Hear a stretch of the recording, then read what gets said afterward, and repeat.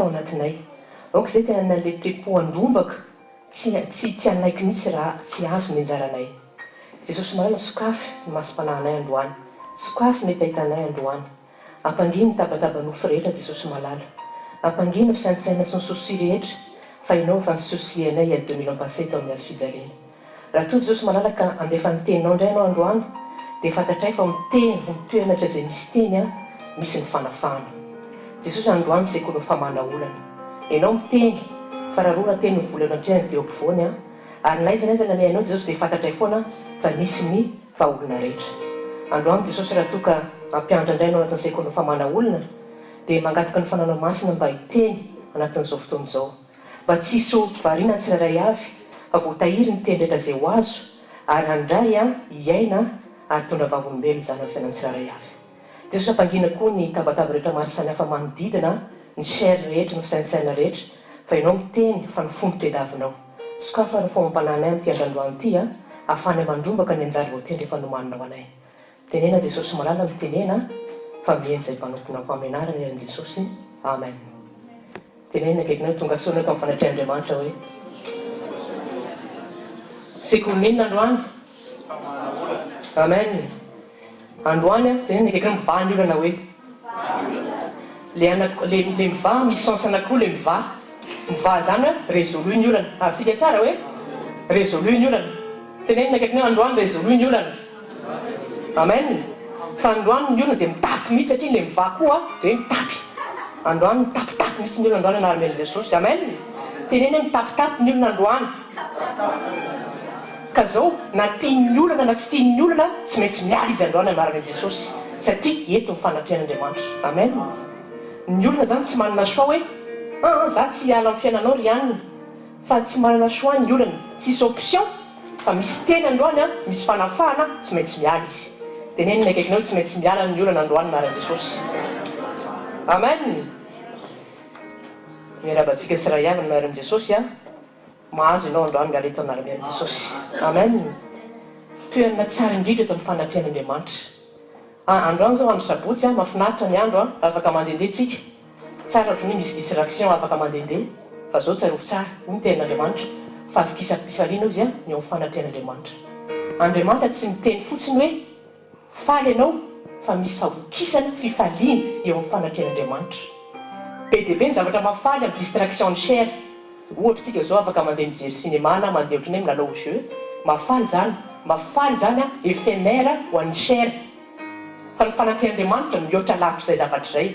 Reny distraction reny manao fotsiny ianao un temps dia vita izy dia lasa tsisy tsony dia joie fa vita fotsiny izy. Fa ny fanatrehan'Andriamanitra fahavokisam-pifaliana zany hoe éternel ny fifaliana rehefa amin'ny fanatrehan'Andriamanitra ianao. Ka androany izy aniza mahazolazilazo reradreraka mety mivoan'ny stress ianao noho ny herinandro, mety misy zavatra mampahory anao tenanao amin'ny anaran'i Jesosy fa voky fifaliana anao androany eto amin'ny fanatrehan'Andriamanitra. Tenenina akaikinao tenin'Andriamanitra miteny an'izany fa tsy olombelona. Voky fifaliana ianao amin'ny anaran'i Jesosy. Amen. Amin'ny teny frantsay izy io verset hoe te délice éternel nous est à droite, zany hoe fifaliana mitoetra fa fifaliana tsy mandalo fotsiny. Ny zavatra toy zao zavatra mandalo fa miaraka amin'Andriamanitra zavatra mitoetra. Amen. Sekoly inona androany? Sekoly famahana olana. Rehefa mamaky tsara tsika ao anatin'ny tenin'Andriamanitra dia be dia be ny kristianina miteny hoe fa maninona ary misy ny olana. Fantatrao hoe fa maninona misy ny olana. Rehefa surtout moa amin'i Jesosy dia be dia be ny kristianina miteny hoe fa maninona ary raha efa nandray an'i Jesosy efa manara-dian'i Jesosy dia mbola misy ny olana. Tenenina akaikinao Jesosy tsy miteny misy hoe tsisy ny olana. Ozy Jesosy hoe ahita fahoriana nareo izay tamin'izao tontolo izao. Tenenina akaikinao fahoriana hoe misy ny olana misy. Amalan'izay fanontaniana izay fotsiny fa maninona ny olona misy amin'ity tany ity zao mivalana sady ahafahantsika koa rehefa misy manontany ahafahantsika mamaly ny olona. Ny olana misy eto amin'ity tany ity satria on vit dans un monde qui se rebelle contre Dieu. Zay ny olona se rebeller contre Dieu, toute la création. Dia izay mampatonga ny olona tsy maintsy misy eto amin'ity tany ity.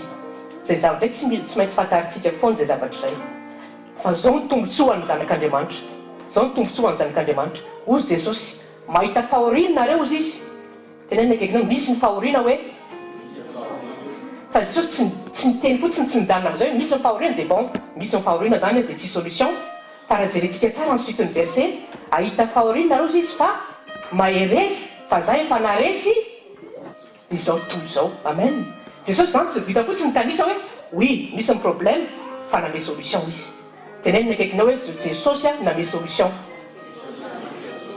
izy le solution jesosy any satria ozy izy za ozy a efa naresy a zao tontolo zao amen ka tsika inona mety olona mitrangy amin'ny fiainanao androany zao tontolo zao zany zavatra tsika inona zavatra mety inona zany zavatra mety zavatra tena hoe difficile be misy am'ty tany ity tenenina akaikinao efa resin'i jesosy zany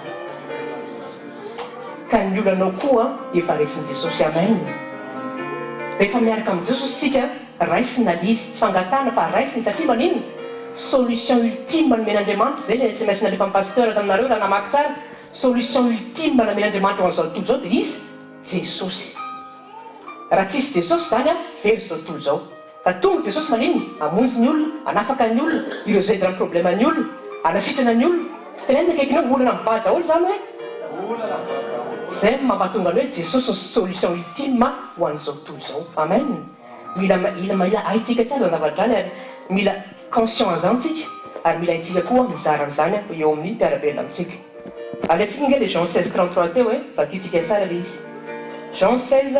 Jean chapitre 16 verset 33 Jean chapitre 16 verset 33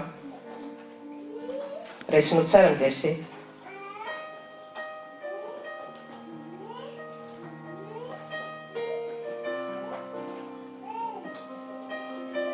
Amen, Jésus. Je vous ai dit ces choses afin que vous puissiez avoir la paix en moi. Vous aurez de la tribulation dans le monde, mais ayez bon courage, j'ai vaincu le monde. Amen. Vous dites ceci, matanja, bon courage. Des fois, ma Bible, tu sais, faut la tenir Bible, ou bien ne faut pas tenir bon courage, maïrez, matanja. C'est ça, nous tenons dit oui, bien sûr, mis un problème, mis un savant pas où, enfin, ça aussi, hein.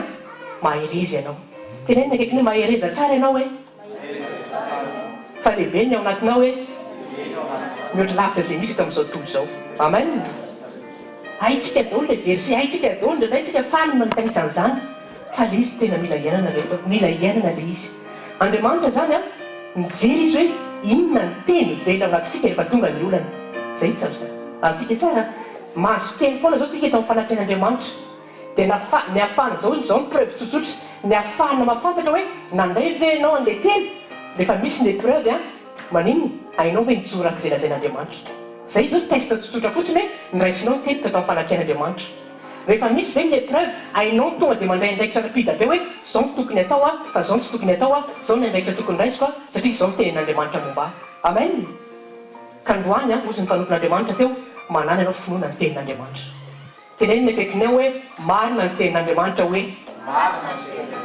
mananao finoana ferme ny tenin'andriamanitra hoe amen mavoantsika kristianina zay ny nampianarantsika foana tamin'ny larbi a balote ozy izy tsika amin'ny doctrine maro samihafa dia rehefa misy feoan'ny olona rehefa misy fampianarana hafa ankoatran'andriamanitra dia faly tonga dia mandray an'le izy fa rehefa andriamanitra miteny a ohatrany difficile be zany mandray an'le zavatra zay lazain'andriamanitra marina zany sa tsy marina tena marina zany ohatrany misy raha voany zavatra avy any amin'ny olona na zavatra hafa doctrine dia tonga dia ohatrany raisitsika tena zany marina ve hono fa rehefa andriamanitra miteny hoe zao no to manana anao finoana maheriny ao anatinao lehibe lafiny zao tontolo zao matanjay ianao ahitsika lizy a fa tsy réel amintsika lizy rehefa tonga ny olana androany a manombotra zao tsy maintsy réel aminao zao ny tenin'andriamanitra anaran'i jesosy amen raisy fotsiny hoe raisy ny tenin'andriamanitra dia hitatsika zay mampatonga antsika mila tenin'andriamanitra foana zay mampatonga antsika miinsiste foana hoe tongava sekoly zay mampatonga antsika mamorona émission isaky larbi isaky ny zoma satria maninona raha vao tsisy teny a tsisy finoana ahitsika tsara zany a raha vao tsisy teny tsisy finoana ianao zany tsy afaka hiatrika ny fiainana raha vao tsy mahazo tenin'andriamanitra aizika tsara zany a dia jerevy tsara nge rehefa miraty fotsiny ianao fotoana na rehefa tsy mahety oro-tena ianao dia jerevy tsara ny ao anatinao fa tsy alaiza ianao misy zavatra bebe mitraka eo amin'ny fiainanao fa tsy alaiza ianao satria tsy ampiteny ianao zay tenenina akaikinao raha te hitombo fona hoe mila tenin'andriamanitra tiavo ny tenin'andriamanitra hoe amen. Dia iny koa fanaverimbe antsika tamin'ny tamin'ny sekoly fanambinana be dia be ny olona mientoroteny fotsiny fa tsy mamaky teny. Zay zavatra zay tena mila tandremina mihitsy. Tsara mientoroteny satria manino finoana mitombo ao anaty toroteny. Zay marina zay. Fa tsara mihitsy koa mamaky teny. Les démarches anao personnel mihitsy hoe je vais ouvrir ma Bible satria amin'ny alalan'iny Andriamanitra miteny aminao personnellement. Tsara mientoroteny tahaka izao fa misy zavatra personnel koa tsy maintsy ataonao. Amen. Dia ny teny antsika tamin'ny hoe tsy miteny antsika misy ny fanamasina raha tsy mamokatra baiboly tsika. Asika tsara zay satria fanamasina exécuteur amin'ny tenin'Andriamanitra. Raha vao tsisy teny velona ao anatinao tsy afaka hibitsika aminao fanamasina, tsy afaka hiconseillenao fanamasina, tsy afaka hikarakara amin'ny fiainanao fanamasina. Dia izao mahatonga ny olona be dia be very-hevitra rehefa ao anaty olana satria tsisy teny velona ao anatiny, satria tsy mamaky tenin'Andriamanitra izy. Dia lasa baloté foana izy rehefa misy ny problème fa tsy mety mandray andraikitra mihitsy izy tenena hoe vakio ny teny. Amen. Tenenina akaikinao zakamy mihitsy hoe mamaky tenin'Andriamanitra. Ataovy sakaizany tenin'Andriamanitra hoe raha tian'Andriamanitra ianao dia tia mpamaky teny. Amen. Disy be mihitsy zany teny hoe za tian'Andriamanitra alleloia midera nefa ny baiboly tsy misokatra mihitsy toute la semaine. Tsy tian'Andriamanitra ianao zany satria Andriamanitra dia égal na teniny. Dia raha tian'Andriamanitra ianao tsy maintsy mihinana ny teniny. Raha tian'Andriamanitra tsy maintsy misakaiza amin'ny teniny. Raha tian'Andriamanitra tsy maintsy mifanerasera amin'ny teniny. Amen. Zay le izy. Dia izao no mahafinaritra amin'io rehefa mifanerasera amin'io teny io ianao dia izao le izy. Manomboka miditra ao anatinao personnalité-n'Andriamanitra. Manomboka miditra ao anatinao ny réaction anan'i Jesosy rehefa misy ny olana. Manomboka manana fitsarana sy fiadanana be anao ninina zany tamin'ny tany Sion. Dia marino rehefa tonga ny olana tsy mitarazaka ela be fa tonga dia fantatrao ny zavatra tokony atao satria ao anatinao zay le teny velona ao anatinao le teny. Zay ny tena takina amintsika foana hoe misakaiza amin'ny teny iainy ny teny fa ny olona feno ny teny tsy raraka za mihitsy ninina ny olana zay mitrano. Amen. Tenenina akaiky hoe ny olona feno teny hoe tsy raraka za mihitsy ninina problème raha mbola misy problème. Amen. Zay tadi foana zay zavatra zay. Ka zao zany ny olona zany tsy ampiteny dia mora raraka anaty problème.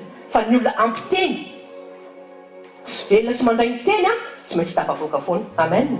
Dia izy ny exemple indrindra fantatsika Jesosy satria Jesosy moa le Jesosy teny mandehandeha mihitsy. Amen. Jesosy misy le teny velona tonga nofo ny baiboly. Ka tsika koa mila zay teny mandehandeha izay.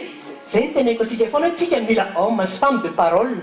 Tsy le amin'ny sens hoe rehefa miteny tsika dia tsy maintsy misengage. Zay manko ny définition homme de parole. Fa tena homme de parole zany hoe rempli de parole mihitsy ao anaty teny. Haitsika mihitsy io baiboly io. Tsy hoe haitsika connaissance fotsiny hoe aiza misy amin'ity verset ity. Fa raha vao misy zavatra tranga anankiray tonga dia rapide be tsika hoe zao no tokony atao ary izay verset zay zao no tokony réaction anany rehefa mitranga problème dia tonga dia résolu ny olana. Zao mahavoan'ny olona mahatonga ny olana ela résolu amin'ny fiainan'ny olona ny réaction ny olona fetiny ao anatin'ny olona tsy mety. Réaction ny olona ao anatin'ny olana indraindray tsy mety dia lasa ela be ny olana. Asika tsara zay fa rehefa fantatrao ny réaction tokony atao rehefa misy ny olana vetivety dia tafavoaka anaty olana. Amen. Tenenina akaikinao hoe mahelana mahainga ny résolution ny olana hoe dia enao ihany. Fa rehefa hainao tokony atao hoe tonga dia résolu eo ny olana. Amen. Fantatsika tsara ny tantarany ihany ao amin'ny 1 Samuel chapitre 1. 1 Samuel chapitre 1 vakiko amintsika fotsiny fa noteo 1 Samuel chapitre 1.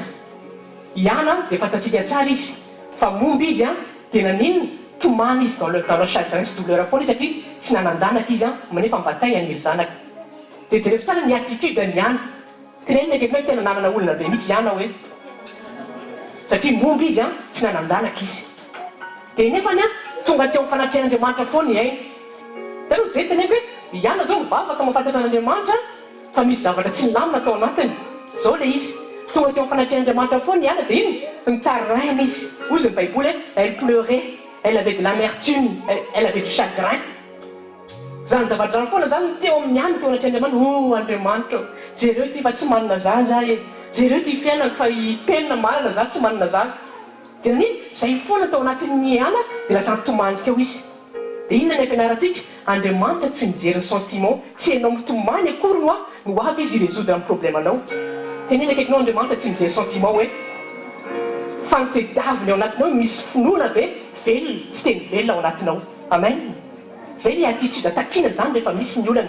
Dia jerevy tsara tsy mivalian'andriamanitra mihitsy io any io a tant que mbola murmure izy a tant que mbola mitomany izy a tant que mbola nao complainte izy teo anatin'andriamanitra zay zao le izy a ela be zao le olona tsy résolu mihitsy satria nanana mauvaise attitude ihany fa rehefa mamaky tsara tsika io tantara io dia mahafinaritra be le izy rehefa tonga Élie le prophète Élie dia rehefa niteny hoe va en paix aux izy que l'Éternel te donne ce que tu désires dia ozy ihany am'izay amen zay zao le mandray teny zay zao tonga dia nandrobaka an'le teny tonga dia nataony anamena le teny avy amin'ny Élie dia jereo tsara rehefa mamaky tsika io 1 Samuel chapitre 1 io a fa rehefa nandray ny teny ihany dia ozy ny tenin'andriamanitra hoe son visage ozy izy fut changé teo aloha tomany lava teo aloha chagrin lava fa rehefa nahazo teny izy ohatratsika androany zao nahazo teny dia nanino amin'ny fiainany ainy tonga dia amena izy a lasa miramirana ny visageny dia jereo tsara falo ny fony tena ndraiky ianao hoe falo ny fony dia tena iny ndraiky ianao andriamanitra hoe mitady toe-po dia manino mifankahita amin'izay a toe-pony ihany sy ny toe-pon'andriamanitra dia zay amin'izay a vao faly ny any a 9 mois après tonga Samuel amin'ny anaran'i Jesosy androany ianao koa mifaly ianao anatin'ny olana amen miravoravoanao anaty olana fa io anao zavatra efa vitan'andriamanitra io amen misy fotoana zany a zay ny attitude mauvaise attitude zany ao anatin'ny olana misy fotoana zany tsika efa ampianarin'andriamanitra foana hoe zao ny tokony atao zao ny réaction tokony ananana fa ndraindray tsika tsy mety manao an'le izy mihitsy a satria manino mbola mijery tsika amin'ny zavatra ara-nofo le izy ka androany anaramerin' Jesosy androany zao misy solution ndray men'andriamanitra hoe ahoana ny attitude ahoana ny comportement tokony ananana rehefa misy olana fa rehefa raisinao zay zavadray a rehefa iainanao zay zavadray dia miteny anao ny tenin'andriamanitra miteny fa tsy maintsy tafavoaka ianao amin'naramerin' Jesosy amen andray dia resa ihany tsika fatatsika loatra fa avemberintsika foana amin'izay tena maninona amin'izay tena mitoetra ao anatsika sarovo tsara fa rehefa anam-pianarantsika ao anaty sekoly a mamerimberina foana exercice satria ny but maninona rehefa plus tsika mamerina l'exercice a plus lasa maninona lasa mora amintsika manao an'le izy rehefa tonga ny amin'ny examen a entraîné zany tsika dia lasa maninona lasa tsisy dikanantsika amin'izay miresoudre azy zay mba tonga tsika koa mamerimberina foana tenin'andriamanitra ka na dia efa hiainy foana le verset a ilaina mi'se mémorie an'le izy ilaina mampamerina an'le izy a mba manino mba mampidemeure an'le izy a ary tonga fiainanao amen 1 Jean chapitre 4 verset 4 verset mafatatsika loatra fa androany a tena ataotsika velona mihitsy ao anatin'ny fotsika 1 Jean chapitre 4 verset 4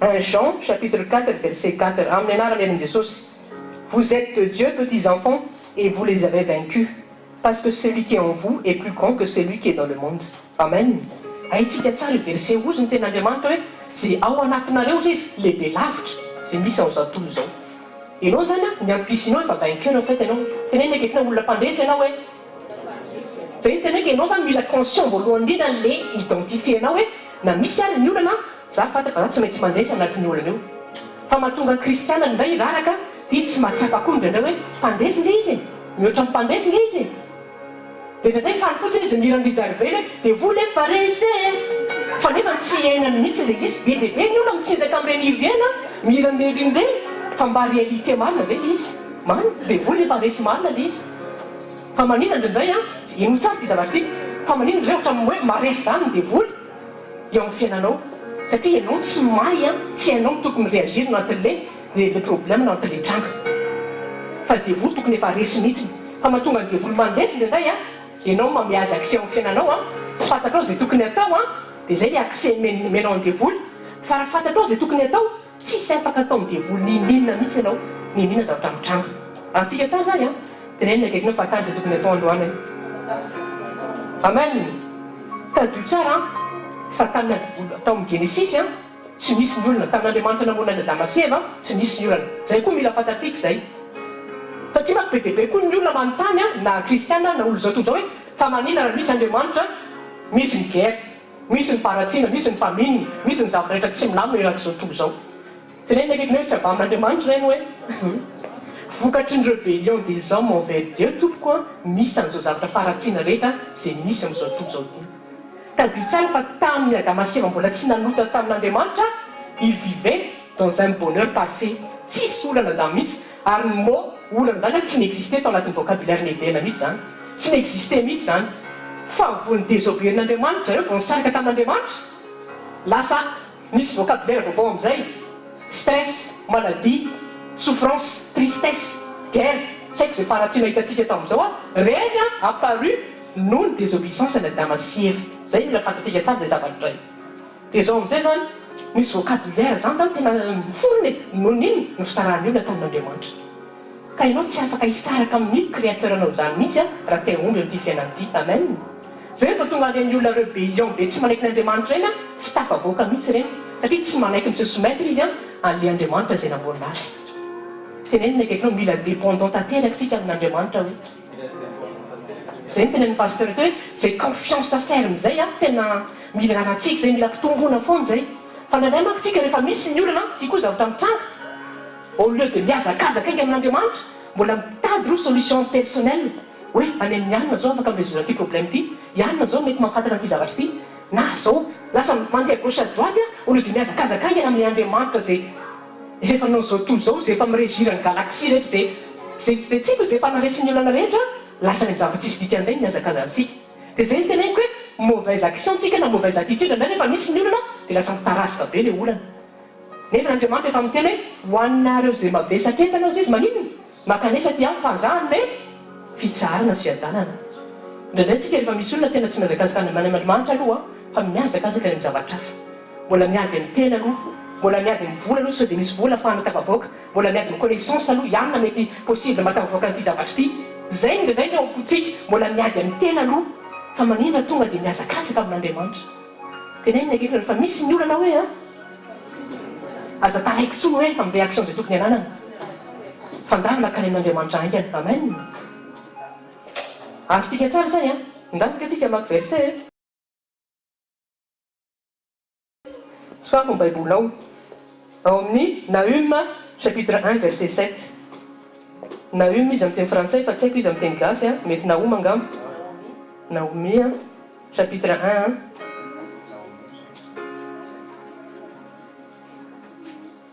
Nahum chapitre 1 verset 7. Alléluia. Nahum chapitre 1 verset 7. Fakiko anara-mierin'i Jesosy. Le Seigneur est bon, une forteresse au jour de la détresse, et il connaît ceux qui se confient en lui. Amen. Ozy ny tenin'Andriamanitra hoe misy ny détresse. Ohatra tamin'le Jean 16:33 teo ihany hoe misy ny fampahoriana. Tenenina akaikinao hoe misy ny détresse hoe. Fa ozy ny tenin'Andriamanitra le Seigneur c'est une forteresse. Eny zany forteresse imprenable tompoko Andriamanitra. Rehefa mijery tsika film chevalier reny rehefa misy miataka ny ennemi fa rehefa tena forteresse château imprenable ninona ataon'ny fahavalo tsy tafiditra mihitsy satria imprenable. Ohatran'izany koa rehefa amin'Andriamanitra rehefa misy ny olana rehefa makany amin'Andriamanitra ianao forteresse izy refuge izy afaka iankinana afaka ialofana. Amen. Le izy ohatran'ny zavatra tsotra be fa mila verimberina antatsika izy mba ahafahantsika manana an'izay attitude de dépendance zay foana isan'andro ninona zavatra mitanga sy ninona zavatra miseho. Dia ozy izy ny tenin'Andriamanitra il connaît aussi ceux qui se confient en lui. Ino moa ny dikan'izany hoe il connaît ceux qui se confient en lui. Zany hoe zay olona zany mametraka confiance an'Andriamanitra hitan'Andriamanitra. Zany hoe Andriamanitra zany tsy hoe ianao zany tonga dia makany aminy dia hoe hijereny fotsiny ianao mizavitranga zay misy anazy dia hoe mampalahelo koa io.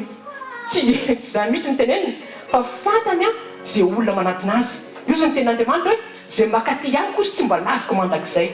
Ianao zany vao manana le démarche d'humilité fotsiny hoe hiazakazaka ho any amin'Andriamanitra rehefa misy ny olana dia efa mahita anao izy. Teneniny akaikinao tsy vitany fotsiny hoe mahita anao izy fa hikarakara momba anao ray manontolo izy hoe amen. Zanaky ny asan'ny tanako dia aoka litim-piano izy Andriamanitra. Andriamanitra zany aza miteny mihitsy hoe sitrapon'Andriamanitra zao koa disy be ty tena sitrapon'Andriamanitra mihitsy ngamba zao fahoriana zay lalovako zao. Zay zavatra koa fomba fitenin'ny kristianina zay na fomba fitenin'ny olona hoe ten'Andriamanitra mihitsy ny tena tsy fa maninona zana nefa zao misy olana. Non tsy tian'Andriamanitra ianao hiainao anatin'io fa raha misy io zay teny teo raha misy ny olana anany le réaction zay tokony anana mba ahafahanao tafavoaka ao anatin'ny olana. Amen. Tenenina akaikinao tianao Andriamanitra hoe mihevitra zay veverika anao sy dia mihitsy mihevitra tondra fiadanana fa tsy amen. Jérémie chapitre 29 verset 11. Ka za miteniteny fotsiny hoe ianana za miteniteny tsony zany hoe Andriamanitra zany no tena mahatonga an'izao izy mahatonga ny fiainako ohatr'izao. Fa Andriamanitra toko tianao anafaka anao izy anasitrana anao zay ny programme ny daholo. Tenenina akaikinao zany ny programmany aminao hoe fa raisamponana zay lazaina aminao hoe amen. Ao tsara tsika dia zao koa réaction ny olona koa rehefa misy ny olana zao ary tia koa fitaky ny devoly mihitsy rehefa mandalo olana kristianina dia rehefa ndraindray izy tena mianjady amina izy tena ohatrany hoe mafy am'la izy dia ho zao ny réaction na zao ny zavatra voaka ny vavana tena andriamanitra ngamba tsy mahita ny zavatra situationko zao mihitsy tsy efa hita ve fa tena mijaly tsy efa hita ve fiainatokantrano fa tsy milamina fa mba aizaly izy fa min'iny izy tsy misy intervenir mahavoatsika indraindray ohatra bagety magique ny navatsika n'andriamanitra hoe vao misy zavatra mitanga ny fiainatsika dia tonga tsika dia miantso azy dia hoe résolu ainy andriamanitra tonga dia ataovy eo io hoe tonga dia ataovy tonga dia miva eo zany ny olana tenenina akekinao misy fotoana andriamanitra tonga dia mamaha ny olana eo ny eo misy fotoana zany amen fa misy fotoana koa andriamanitra tsy mamaha ny olana eo ny eo dia ikan'izay tsy hoe tsy tiany ianao fa au fait koa izy mijery ny état de cœur anao maninona te feny ianao mba hahafahanao tena ampianarina mba isy dépendre aminazy tanteraka mihitsy ninina mitrangana ninina miseho asika zany ndraindray izy tsy mirésoudre ny problème eny eo fa tiany ianao tena maninona isy confie aminy totalement na mbola tsy azonao ary le izy tianao zay persévérance zay mba tongan'andriamanitra ndray tsy mamaly eo ny eo ny problème fa tsy hoe tsy te hamaly izy asika tsara zay dia zavatra mitranga tamin'ny zanak'Israël mihitsy zany tamin'ny tao Egypte zanak'Israël nefa natao esclavage 400 ans dia tena tomany misy tamin'andriamanitra hoe fa nahoana ary andriamanitra fa manao zay zanakao fa maninona ary zay ahafahany maninona mipermitiavanao zay ampahoriny reto pharaon reto dia zao nadisany zanak'Israël andriamanitra fait tena nijery an'ireo zanan'ireo foana nijery an'izy eo ary se souci an'ireo zanak'Israël ireo foana elona dia hoe 400 ans zareo tamin'ny esclavage zao koa mila fatantsika amin'ny fotoanan'andriamanitra tsy mifitovy ny fotoananao zay tsara mihitsy zany tsika ndray ny tena hoe efa ela be ty zavatra tsy mivahana fa andriamanitra tsy tara zany mihitsy rehefa hiasa izy fait tenena ekinao andriamanitra tsy tara mihitsy rehefa hiasa hoe fa ny zavatra takina aminao mijoratra amin'ny fariny hoe anatin'ny finoana amen dia ozy izy paoly mila miady tsara ny finoana tsika aitsika tsara ny verset eny amin'ny timoty miady ny finoana zany mila hidivatsika mba tsy ho araka fait ny finoantsika dia zay mampatonga atsika maninona mihaino toriteny satria ny toriteny mampitombo finoana amen matombo paoly miteny hoe misy miady tsara ny finoana misy koa zany ady ratsy oui misy ny ady tsara dia misy ny ady ratsy dia inona le ady ratsy le ady ratsy dia tsotra fotsiny ianao rehefa miady ny tenanao ianao rehefa miady amin'ny forcenao personnel atafavoakanao anaty olana zay le ady ratsy zay satria maninona tsy mianky ianao amin'ny andriamanitra fa mianky ianao amin'ny charnel zay le izy zay ny tiany paoly tenena amin'iny miady tsara ianao amin'ny finoana mba tsy ho araka ny finoanao mianky ianao amin'ny tenin'andriamanitra se confie anao amin'andriamanitra mifikitra ianao amin'andriamanitra manino mametraka ny zavatra rehetra ianao eo pelatanan'andriamanitra zay le réaction tsara nanana fa rehefa nananao zay tenin'andriamanitra marina tsy maintsy atafavoakanao izy amen veriny tsika ny tantara zanak'Israël sokafatsika amin'ny baiboly Exode chapitre 3 ahafahantsika tena mahafantatra mihitsy hoe tena hitan'andriamanitra nge fampahorinana zay nahazo an'izy ireo fa tsy hoe tena tsy hitan'andriamanitra tokoa ve reo zanan'ireo manina izy raha andriamanitra be fitiavana maninana tsy nafahany maninana tsy tonga dia nintervenir angena be izy Exode chapitre 3 verset 7 à 8 Exode chapitre 3 verset 7 à 8 Exode chapitre 3 verset 7 à 8 fakitsika rehefa hita amin'ny ara-miran'i Jesosy j'ai très bien vu l'affliction de mon peuple qui est en Égypte hitanao hitan'andriamanitra ny affliction ny peuple zay manjo azy fa tsy hoe tsy hitan'andriamanitra dia fakitsika ny toeny et j'ai entendu leur cri teneniny kaikinao hoe fantatr'andriamanitra hoe io crianao io ary aza miteny tsony hoe tsy hitan'andriamanitra ty problème ako ty na tsy hitan'andriamanitra misy ty fiainako ty teneniny kaikinao hitan'io hoe dia jery tsara ensuite le verset j'ai entendu leur cri à cause de leur chef de corvée car je connais leur douleur fantan'andriamanitra donike momba atsika midevoly manko zao jereko tsara nzay fitaky midevoly mampantangy azy il veut te faire croire que tu es seul dans la bataille zay ny devoly hoe tsisy mirarahanao tsisy misintéressé anao na ny eo akaikinao na ny valinao na ny connaissance anao tsisy mirarahanao na andriamanitra zay mihitsy midevoly tsisy micomprendre zay le mot tsisy micomprendre anao mihitsy rehefa tonga amin'ny bataille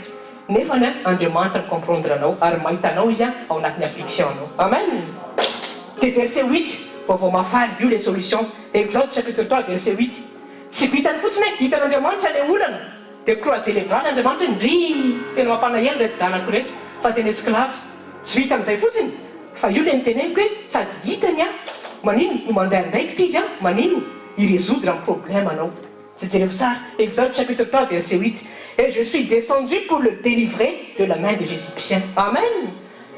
Andriamanitra mihitsy nanao décision hoe tsy mizanaka reo a tiako reo a ho afahako reo et ozy izy et pour le faire montrer de ce pays-là dans un pays bon et spacieux, dans un pays où coule le lait et le miel, où lieu sont les Canaanites et les Hittites et les Amorites et les Périsites et les Hivites et les Jébusites. Amen. Andriamanitra zany tsy vitany fotsiny mba mahafaka anao anatin'ny olana fa mbola meny promotion anao ambadika izay. Amen. Jereko tsara nge ny olana zanaka Israely jereko tsara fa olona napahoriana 400 ans en une nuit manino dépouillé daholo ny Égyptianina rehetra rehefa makitsika any anatin'ny Exode. Le Égyptianina mihitsy ny teny hoe ty daholo ny arenanay ty daholo ny arenanay mena zanaka Israely. Zay le fitahiana ao ambadika le ambadika mihiny le promotion men'Andriamanitra. Tsy vita fotsiny libéré ny esclavage ny zanaka Israely fa mbola nahazo fitahiana en plus. Amen. Zany ny Andriamanitra zay tomponao. Tenena akaikinao zany ny Andriamanitra zay tomponao io hoe tianao izy hoe amen. Ka zay zany aza miteniteny foana mintsiny hoe hitan'Andriamanitra ve zany anatin'ity affliction ity a mba hitany ve fa zao a hitany io fa mahela zay avely foana ity mahela na mahaingana ny olana dia ny attitude sy ny toeponao ihany fa rehefa hainao ny zavatra tokony atao a tsy ela mihitsy Andriamanitra ny intervenir anao ary raha na ela na tsy ela manana foana persévérance fa zao ny tenin'Andriamanitra hoe zay mbola mifikitrany kozy izy a tsy ho avelako mandrakizay zany. Amen. Dia ianao mety miteny fa manina rehefa ela be koa le izy tenena akaiky manana persévérance oui anaty baiboly dia verina foana koa zay teny zay hoe soyez persévérant. Ianao zany aza miteny mihitsy hoe tsy jeren'Andriamanitra ohatrany hoe au bout de tsaiky au bout de 6 mois mbola tsy résolu any le olana dia iny amin'izay anao kive tena za tsy enokon'Andriamanitra ntsony fa tena mety hitana mihitsy ary mety tsy misy antsony angamba izy zay zavatra hoe tena tsy azo atao zay. Ahoana izy ny ten'Andriamanitra zay maharitra hatramin'ny farany manino no mahazo satroka ninahitra. Tenena akaikinao misy zavatra hieretina koa hoe tadio tsara fa anatin'ny épreuve koa Andriamanitra manamboatra anao zay tsara bitsy zay zavatra zay manamboatra anao izy manamboatra ny temponao tefeny anao mba hahafahanao a miakina tanteraka aminy rehefa tonga amin'ny problème. Amen. Ka zao zany tianao Andriamanitra tonga izy manino anafaka anao amin'izay no zay ny anjanao zay ny ten'Andriamanitra tsy amelanao rery zany Andriamanitra hoe amen. Tenena akaiky tsy amelanao rery zany Andriamanitra hoe rehefa misy mibataille hoe a eo akaikinao foana izy zay tsarovy tsara zay rehefa misy mibataille a rehefa misy ny tempête a eo akaikinao foana Andriamanitra. Dia haitsika tsara ny tantarany disciple niaraka tamin'i Jesosy tao anaty barka haitsika tsara iny tantara iny zao ny zavatra mitranga nisy tempête be nisy fitafy-drivotra dia Jesosy taizy tao anatin'iny natory a tao ambany ozy ny tenen'Andriamanitra hoe nakakosainy misy Jesosy a dia natory izy dans le calme et dans la paix. Zay zavatra hoe tokony ananatsika rehefa misy ny olana mila relaxa foana tsika. Amen. Mila relaxa foana tsika rehefa anaty olana tahaka ny Jesosy fa tsy zay zavatra eny jerentsika fa ny attitude ny disciple. Dia ozy ny disciple ohatra le niteneniko teo foaziny mihitsy le Jesosy le maître Jesosy fa ngaty sy hitanao fa tena fa hofatitsika ahoana ty tempête ity ianao tao tampetrapotsiny. Dia zay mampatonga amin'ny pasteur rehefa jerentsika tsara efa nizarainy teto iny a rehefa mitantara olana amin'ny pasteur ianao a ohatra tsiky fotsiny le izy alleluia satria manino tsy izy no tsy fantany a fa lehibe lavitra ny Andriamanitra zay tompony ary tsy izy mizaka an'iny fa hoentiny amin'Andriamanitra le izy ary fantany a fa tsy maintsy ho résolven'Andriamanitra. Le tsikitsiky nge tsy hoe tsy miraray fa arpisy attitude ao anaty le izy hoe ninina mitanga sy miseho a za tsy maintsy miravoravo foana fa fantatra fa tsy maintsy amalala Andriamanitra zay tokoko. Amen. Zay confiance zay mihitsy mila volena sy mila mitombo ao anatintsika hoe ninina mitranga ninina miseho je sers le grand Dieu vivant tant qu'il est avec moi je remporterai la bataille. Amen. Zay zavatra hoe tena voleo foana anaty zavatra fa tsy hoe rehefa mafy be ny ady tena hoe tena enjany ity tenena akaiky mihitsy zavatra enjany zany hoe mahenjana koa mahenjana an'io a ianao ihany koa no tena hoe enjana oui io le fampianarantsika foana hoe tandemo ny zavatra voky ny vava re tompoko. Rehefa mitenao enjana foana io olana io a dia za mitenao fa tena enjana tokoa io fa rehefa mitenao hoe tena tsisy dikany io olana io dia tsisy dikany koa io olana io. Amen. Androany mivaly io amin'anaran'ery Jesosy. Amen. Mandaty zay izy confession le zavatra zay tianao e ohatra le fiteny koa efa verimberitsika foana resaka vava ohatra miverina resaka vava indray izy ty enjana be mihitsy le devoly fa enjana be izy tary tena ny atakeny ho enjana tenenina akaikinao dia vola efa resy hoe ritsary velo efa mirininy fa dia vola efa resy dia maninao mbola miteny hoe enjana be ny dia vola ohatrany hoe contrenao indray zavatra tenen'Andriamanitra tena hoe zay izy contrenao indray a zavatra tenen'Andriamanitra nefany dia vola efa resy dia zay teneka mahatonga an'ilay devoly zay ohatrany ohatrany enjana fa tsy tokony enjana mihitsy izy dia ianao mame accès azy a mahafanotra hoe milibaliba eo amin'ny fiainanao tenenina akaikinao aza mena accès tsony devoly eo amin'ny fiainanao hoe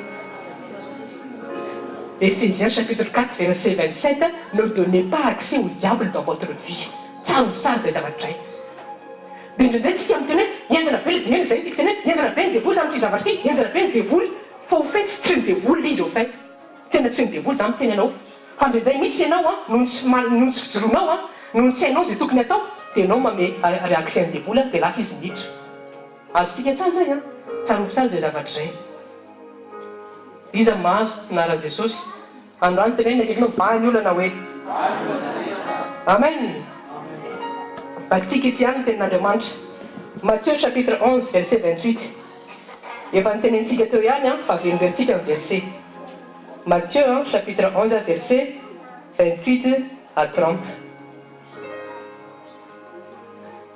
tenin'Andriamanitra efa fantatsika loatra fa verimberina ihany Matthieu chapitre 11 verset 28 à 30 fakina rehefa hita amin'ny anaran'i Jesosy venez à moi vous tous qui travaillez et êtes chargés je vous donnerai du repos prenez mon joug sur vous et apprenez de moi car je suis docile et humble de cœur et vous trouverez le repos de vos âmes amen ianao zany rehefa makeo amin'i Jesosy na misy ary ny olana zay tena hiteo tena pisy relax be foana ianao satria ozy Jesosy mon joug ozy léger itanao tena tonga dia amin'io tonga dia manana repos mihitsy zany miamanao momba anao ray manontolo na mbola misy ary miady rehefa maninona rehefa makeo amin'i Jesosy ianao zay le tenin'Andriamanitra any Filipiana hoe c'est la paix qui surpasse toute intelligence humaine dia zay fa tonga ny olona tsy marana an'Andriamanitra rehefa mahita anao ohatra mbola mitsikitsiky nefa falifaly any nefa manjo anao fa tena raha tena hoe hita maso zany tena fa enjana be mihitsy zany fa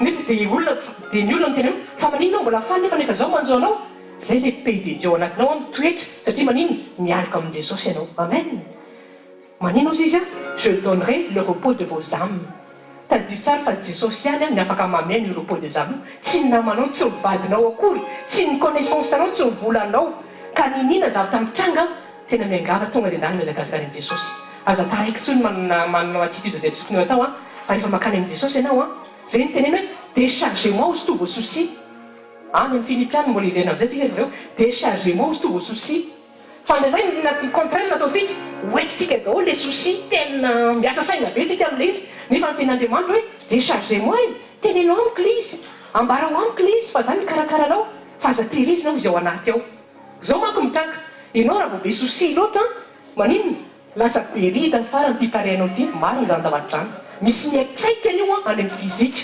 misy miatraika an'io any amin'ny fizika maro satria spirituel io any anao tena ranger an'le soucis anao a dia lasa misy fiatraikany ety amin'ny fizika anao lasa mora antitra lasa mora tonga dia tena visagenao hoe tena misy tsy milaminy zany asika tsara zay zavatra any a dia rehefa misy soucis koa anao a dia lasa fanina misy soucis lasa fotsy vola eo anao tandremy tsara zay zavatra zay to tandremy tsara zay zavatra zay tenenina akaikinao déchargeo amin'i Jesosy ny soucis hoe izy efa miteny ameo anao soucis anareo fa izany hitondra azy alleloia ary ny soucis anao zao ny bonne nouvelle efa noentiny a 2000 ans passé teo amin'ny azo fijaliana tsy hoe zao Jesosy mbola tsy hoe zao Jesosy mbola andeha hiasa sany hoe ahoana ny résolviavako amin'ity soucis amin'ny ihany ity fa efa noentiny zany a efa nreseny a efa nana victoire izy amen tenenina akaikinao mihoatra mipandresy ianao hoe miaraka amin'i Jesosy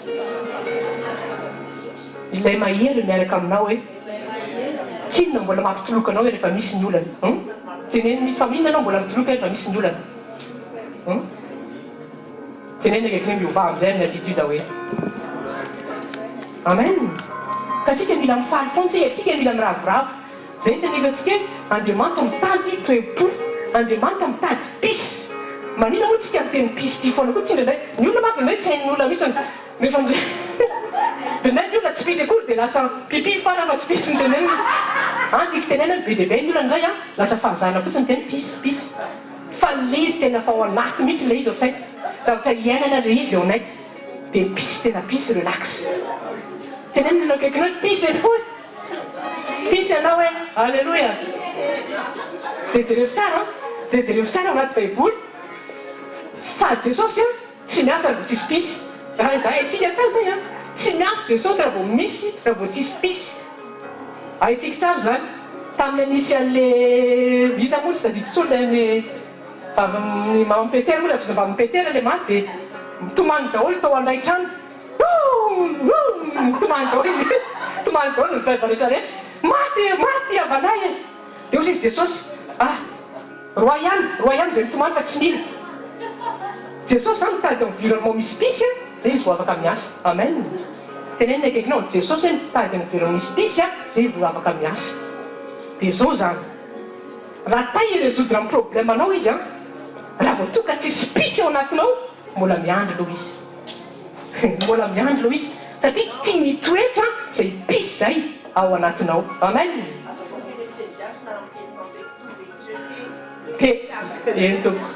pisy tompoko amin'ny teny anglisy pays amin'ny teny frantsay fiadanana amin'ny teny gasy tenenina akaikinao fiadanana ho anao hoe amen fiadanana ho anao amen andriamanitra zay andriamanitra mitady toe-po foana izy dia ahoana mety fantaina mipetraka ao anatisika any ahoana no ampitomba an'izay pisy zay tenenina akaikinao jesosy mihitsy aloha le pisy oui prince de paix ozy any amin'ny Isaïe any Jésus est le prince de paix tenenina akaikinao tsy any amin'ny yoga any pisy oui tsy any bouddha any pisy be de be ny olona mitady pisy any amin'ny zavatra tsisy dikany any amin'ny zen attitude any amin'ny bouddha any amin'ny yoga any amin'ny zavatra soforme zavatra maro samihafa fitaka atao amin'ny devoly dahony hidetournena ny olona tsy hitodika any amin'Andriamanitra fa ny tena vrai paix dia ao amin'Andriamanitra tenenina akaikinao tena vrai paix ao amin'Andriamanitra dia zao amin'izay zany fantena mipetraka ahoana ry pasteur fantanina sy valiny androany amen ahoana ry pasteur nafahako manana zay pisy zay tenenina akaikinao jesosy le pisy hoe rehefa mifandray mandrakariva ianao amin'le pisy dia le caractère le pisy mihitsy lasa mitoetra ao anatinao amen zay le izy zay rehefa plus ianao mitovy miaraka amin'ny jesosy plus ianao mangety etan'i jesosy plus ianao mifandray amin'ny tenin'Andriamanitra plus ianao manino mangety etan'ny zavatra ara-panahy ozy ny bokin'ny Kolosiana hoe affectez-vous les choses d'en haut rehefa ao anatinao zany etaety zany lasa le fruit de l'esprit en Galates 5:22 lasa automatiquement miasa sy mitoetra ao anatinao amen fa ianao zany raha vao tsy ampy fifandraisana amin'ny jesosy le fotobolotika tsy afaka manifeste pisy mihitsy ianao dia ity fa teneniko foana ity zavatra ity matoa zay ianao na za koa ndray hitako izy rehefa tsy ampy fanatrehan'Andriamanitra rehefa tsy ampy teny dia mora mikropatra fa misy zavatra anankiray raha vao tongotra mitonga dia taitra mora matahotra tsy ampy fifandraisana tsy ampy fifandraisana amin'le pisy tsy ampy fifandraisana amin'ny jesosy azy zay zavatra izay dia zay mba tonga jesosy miteny foana hoe tsy mahavita ininonareo izy raha vao tafasaraka amiko amen tsika zany isan'andro tsy maintsy mila dépendant an'io pisy io jesosy io asika tsara zay zavatra ay tenenina akaikinao hoe tena tsara amin'ny tompo hoe mampianatsika izy androany amen ka zao amin'izay zany raha tianao mitoetra amin'ny pisy manana fanerasera miaraka amin'ny pisy zay fotsiny le izy dia rehefa mifanerasera miaraka amin'ny pisy dia lasa mitoetra sy mitomba ao anatinao automatiquement ny pisy amen ao tsara zay zavatra mitsotra be zay ary afaka expliquentsika koa zay amin'ny olona ohatra zay mangety etan'izany tenenina akaikinao ao tsara zay ianao hoe amen raikitsika indray ny tenin'Andriamanitra raha isika indray tenin'Andriamanitra Ésaïe chapitre 37 verset 1 resaka foana teo hoe inona ny tokony atao rehefa vao misy ny olona inona ny tokony attitude angena be tokony atao mba tsy hahafahantsika tarazika rehefa misy ny olana Ésaïe chapitre 37 verset 1 Ésaïe chapitre 37 verset 1 vakina rehefa hita amin'ny arabe an'i Jesosy et il arriva lorsque le roi Ézéchias eut entendu cela qu'il déchira ses vêtements et se couvrit d'un sac et alla à la maison du Seigneur amen tetiny réaction sy ny contexte vakika résumé comme nareo fotsiny rehefa makitsika ny Ésaïe 37 io dia nisy ny firenena syriana miaraka amina armée anaky plusieurs millions de soldats anafika ny royaume d'Israël dia tonga dia vonaina an'izay vaovao zay Ézéchias dia inona ny réaction tenenina akaikinao anatin'ny olana zany misy réaction tokony ananana foana Ezekasa tena tsy tena maty zay Andriamanitra ahoana zany aramian'ny Asiriana zany tena fantatra fa tena enjana be ny aramiana resa izay kely fa nena natao miazakazaka ao izy tao anatin'ny tranony Jéhovah. Amin'ny teny frantsay hoe il alla izy il courra à la maison de l'Éternel du Seigneur. Hitanao io le refuge tokony aleha rehefa misy ny olana. Amen. Averiko aminao ihany tenenina akaikinao rehefa misy ny olana hoe ndala miazakazaka aika makany amin'Andriamanitra. Aza mitarasika ela be hoe amin'ny zavatra tokony atao. Amen. Fa misy tsika nindray rehefa nafantatsika ary zany averiko ampianarina zany ny zavatra tsotra zany nafantatsika zany tsy tompon'Andriamanitra fa misy tsika nindray tsy miazakazaka amin'Andriamanitra rehefa misy ny olana. Fa mbola miantso telefona ihany sao dia fantatry ihany zao satria ihany namanina zao mety izy angamba ny afaka résoudre an'ity na mijery solution à gauche à droite fa maninonao eno tsara ty rehefa ndraindraytsika facile be mitady solution hafa fa ohatry hoe difficile be zany rehefa makany amin'Andriamanitra. Marina zay zavatra zay, marina zay zavatra zay. Manino tsika rehefa miteny Andriamanitra makanesa ty amiko hoe miazakazaka ty amiko hoe ohatran'ny sarotra be mandeha le izy fa rehefa solution charnel ohatran'ny rapide be tsika makany amin'izay zavatra zay. Zay zavatra zay miovy zany androany anaramen'i Jesosy. Anano tempony Ezekiasy fa rehefa vakitsika tsara io tantara io ary io tsy exemple be dia be fa Josafata koa nananan'io fantatsika tsara ao amin'ny 2 Chroniques chapitre 20 verset 20. Vao eniny fotsiny andeha niafaka ny firenenan'ny Jebosita sy ny Hetita tonga dia miazakazaka koa izy manino ny jeunesse ny prier miaraka amin'ny zanak'Israely. Dia manino haitsika tsara ny tantara Andriamanitra any nanino nataon'Andriamanitra mifampiady ny ennemi-an'ny zanak'Israely tsy niady akory Josafata dia nanitava vaoaka izy. Tenena akaikinao misy attitude tokony anana rehefa anaty olana. 2 Chroniques chapitre 20 verset 20. Amen. Zao koa mila zavatra afaka mila fijery rehefa misy olana. Rehefa misy olana mila mainjetsika avec les yeux de Dieu. Zay zavatra mila haitsika koa. Tadio tsara fa Andriamanitra rehefa mijery olana zavatra tsisy dikany aminy io. Tenena akaikinao tsisy dikany amin'Andriamanitra ny olana hoe zao fotsiny atao hoe raha Andriamanitra minao an'ity galaxie ity jereo tsara fa ny scientifique ary tena miasa saina mihitsy hoe firy milliard ozy ny galaxie ny étoile dia miteny mihitsy tena enjana mihitsy ny conception ty tany ity. Le izy misy takatra ny sainy fa Andriamanitra nanao azy. Raha Andriamanitra ny gérer an'izao monde zao matoa mbola misy zao monde zao mitorina ny zavatra rehetra dia zay olanao kely io ve zay tsara ohatrany hoe parabole tsotsotra mihoatra ny galaxie zay tena hoe tsy takatra ny saina zay ohatrany hoe madépassé ny intelligence humaine formé zay olanao io ve tsy hainy résoudre azy. Tenena akaiky hainy io hoe manana fotsiny confiance aminy hoe tenena akaiky mino ny teniny hoe amen.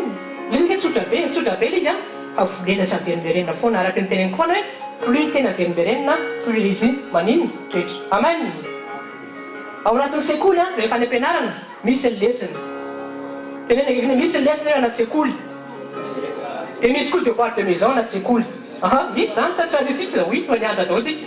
Androany misy lesona famahana olana. Amen. Tenena akaikinao androany lesona famahana olana. Fa androany tsy vita fotsiny misy lesona famahana olana. Fa androany tonda enti-mody ianao valy olanao anara-men'i Jesosy. Amen. Devoir de maison anao androany rava ny olana. Amen. Tenena akaikinao valy olana hoe dia mety mitena pasteur fa zany fotsiny be le izy. Oui. Dia tenena anao tena zay fotsiny le izy hoe amen. Tenena akaikinao tsotra miaraka amin'Andriamanitra hoe mila manana cœur simple tsika. Ino fotsiny zay teneniny appliquer le izy dia hitranga aminao le vokatra. Amen. Fizantsika ihany famakina ny ten'Andriamanitra. Psaume chapitre 50 verset 15. Psaume chapitre 50 verset 15.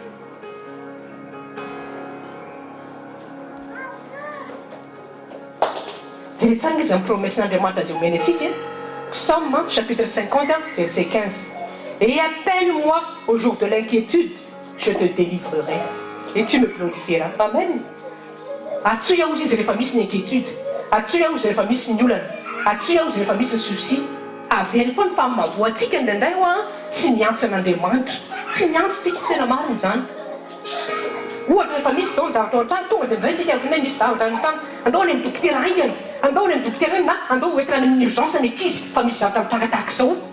Fa manino zay réaction zay raha mba havadika hoe tonga dia andohalika i se prosterné dia tonga dia hoentika amin'Andriamanitra izy.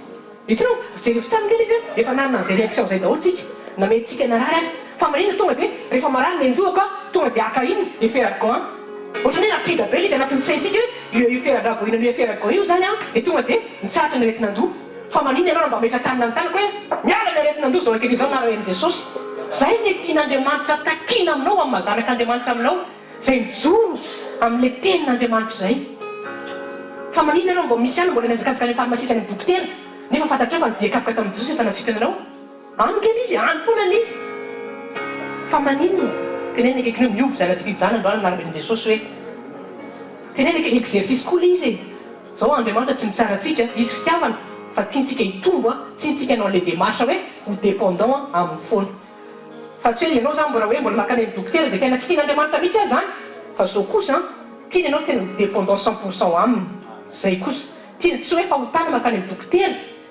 fa raha mbola zay no fonao dia avelany amin'izay ianao fa ny tena tiany aminao tenao hifikitra aminy tanteraka 100%. Amen.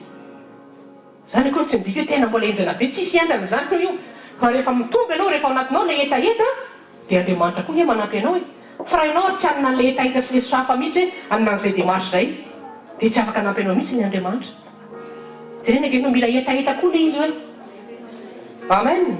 Dia jerevy tsara le psalme chapitre 50:15 zay hoe appelle-moi au jour de l'inquiétude le izy koa zany tsy vita fotsy hoe appelle-moi juste le n'andriamanitra zany tsy hoe appelle sans réponse tsika ndray rehefa miantsy olona nindray misone occupé fotsy le téléphone hoe tsisy manday na répondeur fa andriamanitra zany vao miantsy sika alleloia dia mamaly izy ozy izy hoe atsy aho izy dia valuky ianao le n'andriamanitra zany tsisy réseau mihitsy hoe misy trouble zany fa rehefa miantsy ianao dia mamaly foana izy. Amen.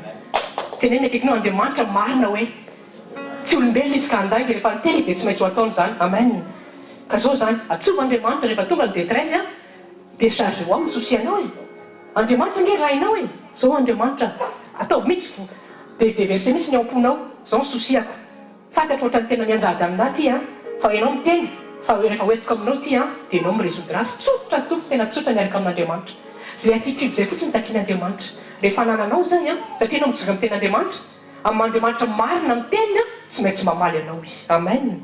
tenenina akaikinao fikiry anao amin'ny tenin'andriamanitra hoe verina foana am'le le siresaka ny larobily hoe ndraindray tsika balote foana efa inona zay sakafo menantsika ny tenin'andriamanitra manino tsika mbola matoky olona any ndraindray manino tsika mbola mihainy zavatr'olona ihany ndraindray zao indray zao miteny any amin'ny télé na ny scientifique hoe tsy mahazo hohanina ntsony zao mitrondro fa misy araky ny recherche na araky ny zavatra natao dia misy cancer ho mitrondro zao misy produit cancérigène dia iny ianao raha va tsy mitana dia hoay tsy inana trondrotrondro zany manomboka zao fa raha zay ny scientifique hoe misy cancer ho mitrondro zao nitadio tsara fa zao tojo zao mahita zavatra foronona foana za tsy ary za mitenanao fa mbola fanomboana oa mihitsy ary fotoana hiteny aza mihinan-kanina ntsony ny baiboly miteny an'izany any amparany any izy miteny mihitsy ny devoly fa tsy mahazo manambady ntsony tsy mahazo manao ininona ntsony tsy mahazo hohanina ntsony tsy manao zao ntsony satria tellement efa miary any azany satana tenena akaikinao mila mifikitsika amin'ny tenin'andriamanitra mila tena iainantsika le tenin'andriamanitra hoe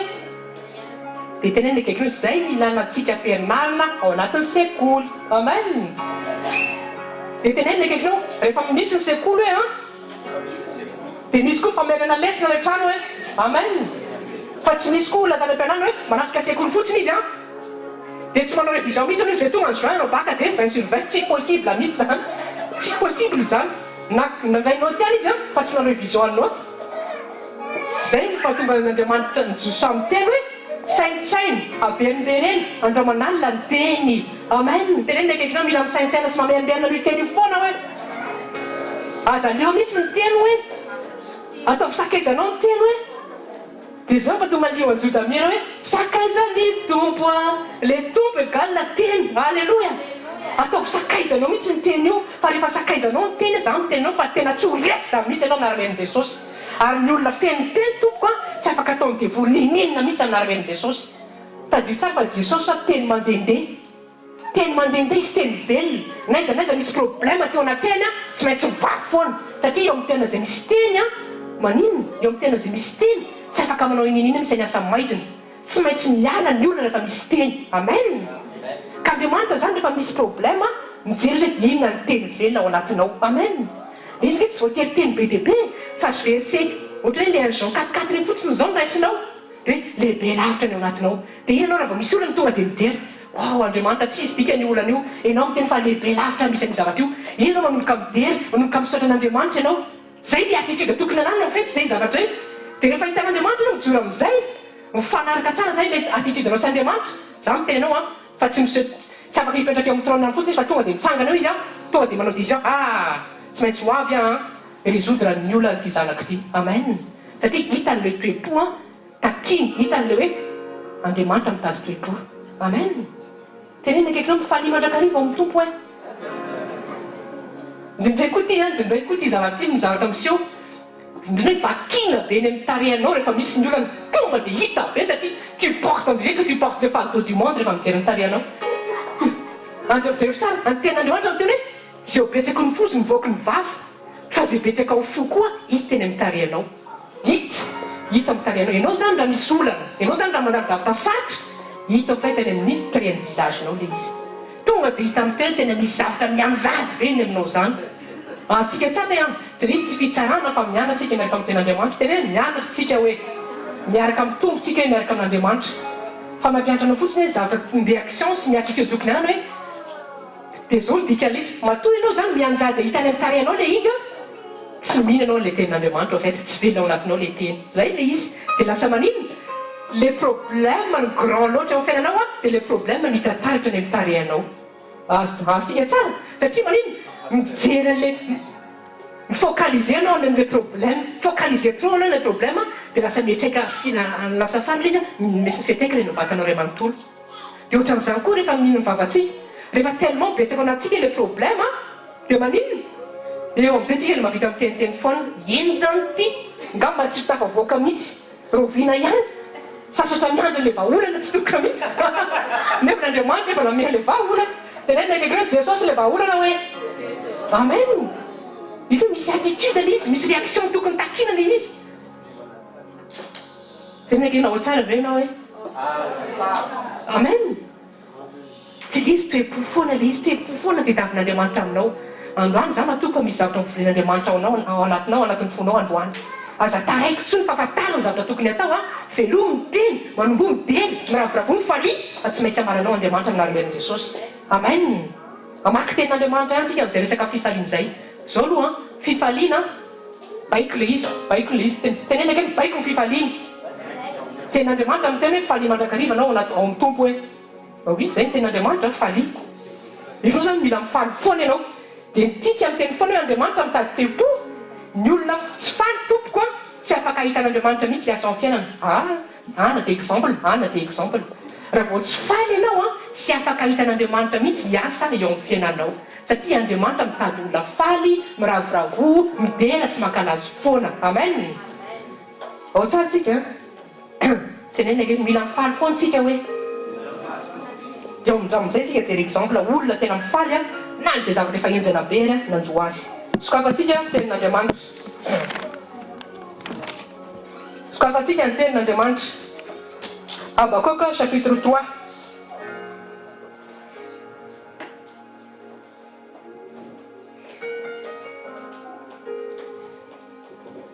Habakkuk chapitre 3 dia manomboka verset 17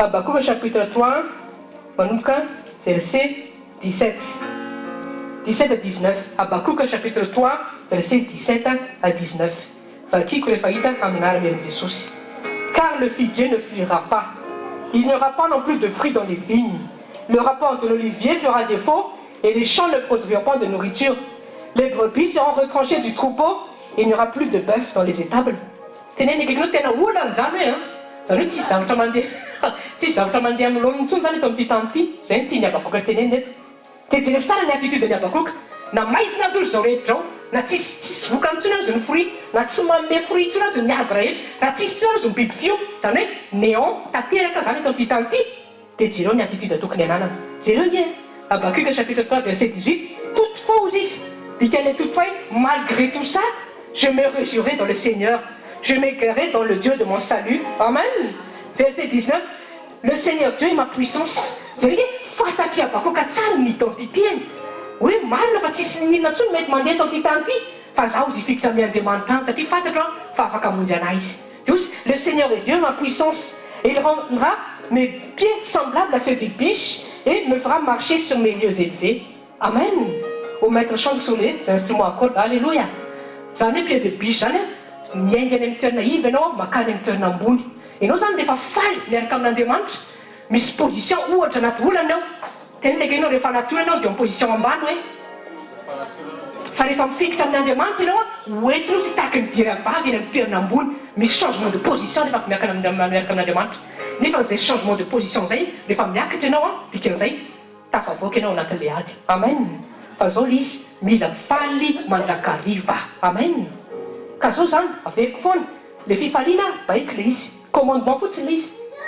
Raha ta hitantan'Andriamanitra iasy ianao dia mifaly sy miravoravo foana. Amen. Dia zao koa ny fifaliana mitahiry ny présence de Dieu ao anatinao. Anisan'ny resaka joie sy fruit de l'esprit zany. Ianao zany zao tsara anaty bataille rehefa misy ny ady mila matsapa ianao fanatrehan'Andriamanitra, mila mitsapa anao miaraka aminao Andriamanitra. Fa misy ingrédient na misy signe ahafahanao hoe tena mitoetra miaraka aminao Andriamanitra. Anisan'ny ingrédient joie. Aza vela hiala ao anatinao mihitsy ny joie raha toa ka mbola misy problème. Fa zao manko tenenaka ianao devoly mpangalatra hoe devoly mitady par tous les moyens hanalana joie ao anatinao. Satria fantatry ny devoly fa raha vao tsisy joie ao tokantrano dia iny izy afaka manao izay tiany ao.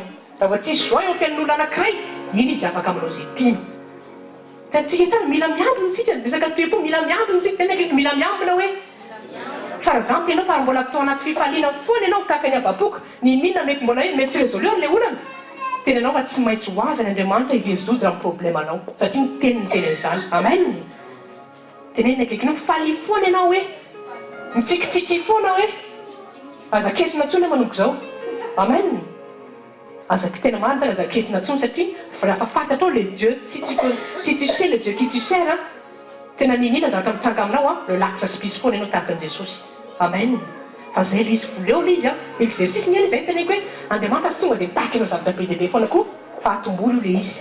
Androany zao mahazo tenitsika teny tsotra mila Andriamanitra antsika androany falia dia zao zany na mbola misy zavatra anananao na mbola misy zavatra tsy anananao na mbola tsy résoluer ny problème anao dia ny ten'Andriamanitra anao androany hoe falia mandrakariva.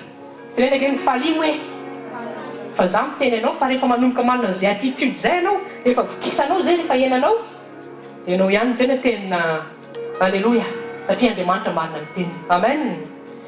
Misy attitude zany tahaka zany mila volena mila hitan'Andriamanitra anatin'ny fontsika fa tsy monomonina sy mitoloky lava ohatran'ny zanak'Israël hoe meo hoanina nefa n'Andriamanitra efa mitahazy foana ohatrany hoe tsy hitan'ilay zanak'Israël mihitsy dia Andriamanitra iny efa tia azy dia Andriamanitra maninona zao manko ny gravy amin'ilay monomonina tamin'ny zanak'Israël izy tena volony mihitsy dia tena monomonina leo Andriamanitra tenenaka ekinao Andriamanitra zany sa patience a des limites. Misy fotoana Andriamanitra tena passion be tena passion izy tenin'Andriamanitra ny teny hoe matozy mbola tsy tonga zao farany zao dia mbola manana patience izy mba hibebaka ny olona hitodika aminy.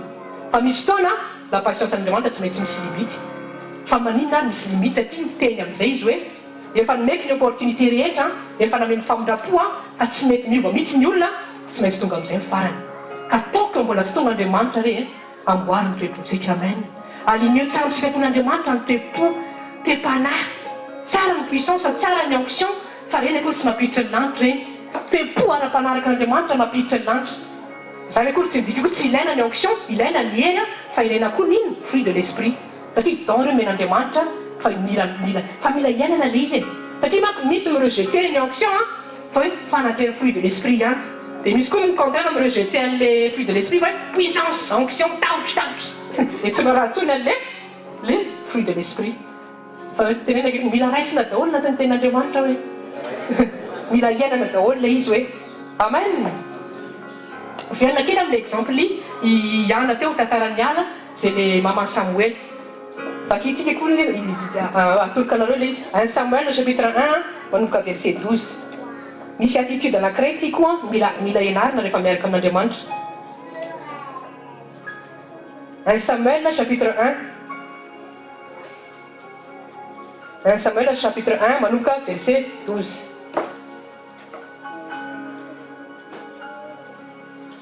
1 Samuel chapitre 1 manomboka verset 12 à 18 vakiky rehefa hita amin'araberan'i Jesosy. Et il arriva comme elle continue à prier devant le Seigneur qu'Élie observait sa bouche. Verset 13. Or Anna parlait dans son cœur, remuant seulement ses lèvres Mais on n'entendait pas sa voix. Élie pensa qu'elle était ivre. Verset 14, et il lui dit, « Jusqu'à quand seras-tu ivre? Décharge-toi de ton vin. » Et Anna répondit et dit, « Non, mon Seigneur, je suis une femme à l'esprit affligé. Je n'ai bu ni vin, ni boisson forte, mais je répandais mon âme devant le Seigneur. Ne traite pas ta servante pour une fille de Bélial, car c'est là, dans la grandeur de ma douleur et de ma peine, que j'ai parlé jusqu'à présent. » Or, Élie répondit, « Va en paix, et que le Dieu d'Israël t'accorde ta requête que tu lui as demandé. » Amen. Teto efa zampianarantsika ty rehefa nampianarana mpanompon'Andriamanitra. Teto ely mivavaka tamin'Andriamanitra ihany tamin'ny problème izay nanjary azy. Fa zao ny nataony, tsy misokatra ny vavany, fa nomonomono izy tao anatin'ny cœurany. Dia misy fotoana Natalia nanontany ity fanontaniana ity rehefa mivavaka ve dia hoe avaka ao anatin'ny saina fotsiny fa tsy misokatra ny vava. Non, tsy maintsy misokatra tompoko ny vava rehefa mivavaka. Tenenina akaikinao rehefa mivavaka tsy maintsy misokatra ny vava. Alleluia! Fa tsy misy mivavaka anatin'ny saina zany dia eo satria nao tena Andriamanitra ve tsy mahita izay anatin'ny saiko eny. Oui, hitany. Fa tiany matoy ianao mena vava. Alleluia! Tenenina akaiky matoy ianao mena vava hoe ampiasaina zany izy. Oui, ampiasaina izy fa tsy atao mijidorina fotsiny. Dia ozy Andriamanitra miteny rehefa mivavaka ianareo mitenena et quand vous priez dites. Oui, mila miteny zany. Dia zay fa tonga antsika ny intercession tia koa zavatra ianarantsika aza miainy ilay mpanompon'Andriamanitra fotsiny rehefa mitarika fa mba mivavaka koa ianao satria amin'ireny indraindray misy olona miainy fotsiny. Za zany marina zany. Za koa nanao zany taloha fantatra izy fa tsy nety fa tian'Andriamanitra mihitsy ianao personnel mamoaka izay amponao fa tsy hoe ilay mpitarika amin'ny teny intercession ianao dia oui, efa misy tarika eo zany. Oui, eo pasteur e. Tenenina karaza dépendant pasteur hoe zay takalanatsika anatin'ny école du ministère. Satria ianao koa tsy maintsy ampianana hitondra ndray andro any. Milainao koa le zavatra, tenenina milainao le zavatra hoe zay mba tonga antsika mianatra tsy hoe miaraka amin'ny ten'Andriamanitra fa tena ministériel mihitsy ny meny Jesosy antsika. Amen. Alléluia. Rehefa mivavaka zany ianao anatin'ny intercession aza variana fotsiny le mpiteny miteny mafy eo dia ianao tsy miteny mihitsy fa mba hambarao koa izay ao am-ponao e. Na dia fantatr'Andriamanitra fa mahita ny fonao izy fa miteneny satria meny vava ianao. Ohatran'ny entre parenthèse kely zay fa zavatra tena important be zay. Matoy ianao mena vava, mila tenenina le izy, mila voaka le vavaka izay ataonao. Amen. Azontsika tsara zay verina foana amin'ilay resaka fifaliana teo. Nafinaritra ny tantaran'io any io une fois izy vao faly izy nefa ny teo olona tena amertume, olona chagrin be, olona tena douleur satria tsy nazo Samuel. Fa le vatsitsika ny 1 Samuel chapitre 2 jereo tsara rehefa any tsara 1 Samuel chapitre 2 lasa navita cantique de louange any nefa olona ory, olona chagrin be, olona tsy nanan'izany joie zany. Jereo izy rehefa fiovany rehefa minaka décision izy anao amen amin'ny tenin'Andriamanitra. Rehefa minaiky décision izy ho faly amin'izay satria izay sitrapon'Andriamanitra. Rehefa fantany hoe Andriamanitra ty nkemikely mitaky fifaliana ao anaty eto amin'ny fiainana isan'andro. Dia rehefa tsapany le vokatra rehefa hitany Samuel maninona raviravy amin'izay ny fony. Dia lasa ninona lasa nanao louange izy amin'ny 1 Samuel chapitre 2 vakeo rehefa nitrano. Jereo ke le zavatra fiovany rehefa nanao le toe-potakin'Andriamanitra. Lasa miraviravy ianao, lasa faly ianao, lasa miramira ianao. Nefa ianao rehefa raviravy filamina t'es en paix dans ta vie. Olona tsy mira zao tadio tsara ianao tsy afaka raviravy mihitsy ianao, tsy afaka idera mihitsy raha tsy faly aloha ny fonao. Zay. Maingy avy any amin'ny fo le izy, tena akaiky maingy avy any amin'ny fo le izy hoe. Dia zany misy fiderana tena disy koa misy ny olona ndray mitsinjatsinjaka fotsiny fa tena tsy faly ny ao anatin'ny fony. Reny zany le hitantsika le tsy tena en esprit en vérité ozy Andriamanitra fa manao ambiance fotsiny. Fa rehefa tena faly ny fonao io tena tsy hitanao intsony io zay olona akaikinao io tantakany Davida. Fa tena trop plein loatra le joie ao anatinao. Satria rehefa faly ny fonao dia exprimer amin'ny vavanao sy amin'ny mombanao ray manontolo. Amen. Ao tsara tsika toizantsika any Psaume chapitre 37 verset 4. Alléluia. Resaka fifaliana ihany. Psaume chapitre 37 verset 4. Vakino rehefa hita amin'ny ara-meran'i Jesosy. Psaume chapitre 37 verset 4. Vakiko amin'ny teny gasy. Psaume chapitre 37 verset 4. Amiravoravo amin'ny Jéhovah ianao dia omeny anao zay riny fonao. Alléluia. Amen. Tenenina akaikinao ianao raha vao tsy miravoravo io oui. Dia tsy omen'Andriamanitra mihitsy zay kinao hoe marina ny tenin'Andriamanitra tompoko. Simple ny tenin'Andriamanitra tenena hoe tsotra ny tenin'Andriamanitra. Ianao zany misy fifaliana takin'Andriamanitra anatin'ny fonao io eo amin'ny fiainanao andavanandro. Fa raha tsy zany raha tsisy fifaliana raha monjimonjy lava, raha amertume lava. raha ketrina lava ny tare manino tena tsy hitan'Andriamanitra ianao dia izy reny zay aveo tsika noho ny fahalalana dia ozy tsika tena Andriamanitra tsy mamaly mihitsy rangaha nefa ianao tsy milivry an'ilay titida takiny izy miteny tsotra hoe mifaly ianao dia rehefa mifaly ianao dia omeka anao zay tianao alleloia tenenina akaikinao rehefa faly ianao hoe rehefa miravoravo ianao hoe rehefa midera sy mankalazan'Andriamanitra foana ianao hoe ninina zany tamin'ny tranga sy miseho hoe dia omena Andriamanitra anao zay riny ny fonao amen manomboka izao zany tenenina akaikinao fantatrao zay tokony atao alleloia tenenina akaikinao fantatrao zay tokony atao ary mba raisa am'izay moa ny décision fa aza mba mandray fotsiny amen tenenina raisa am'izay ny décision hoe fa rehefa mandray décision anao hoe tsy maintsy amaly anao Andriamanitra amen tiza atsika any resaka fifaliana acte chapitre 2 verset 46 à 47 acte chapitre 2 verset 46 et 47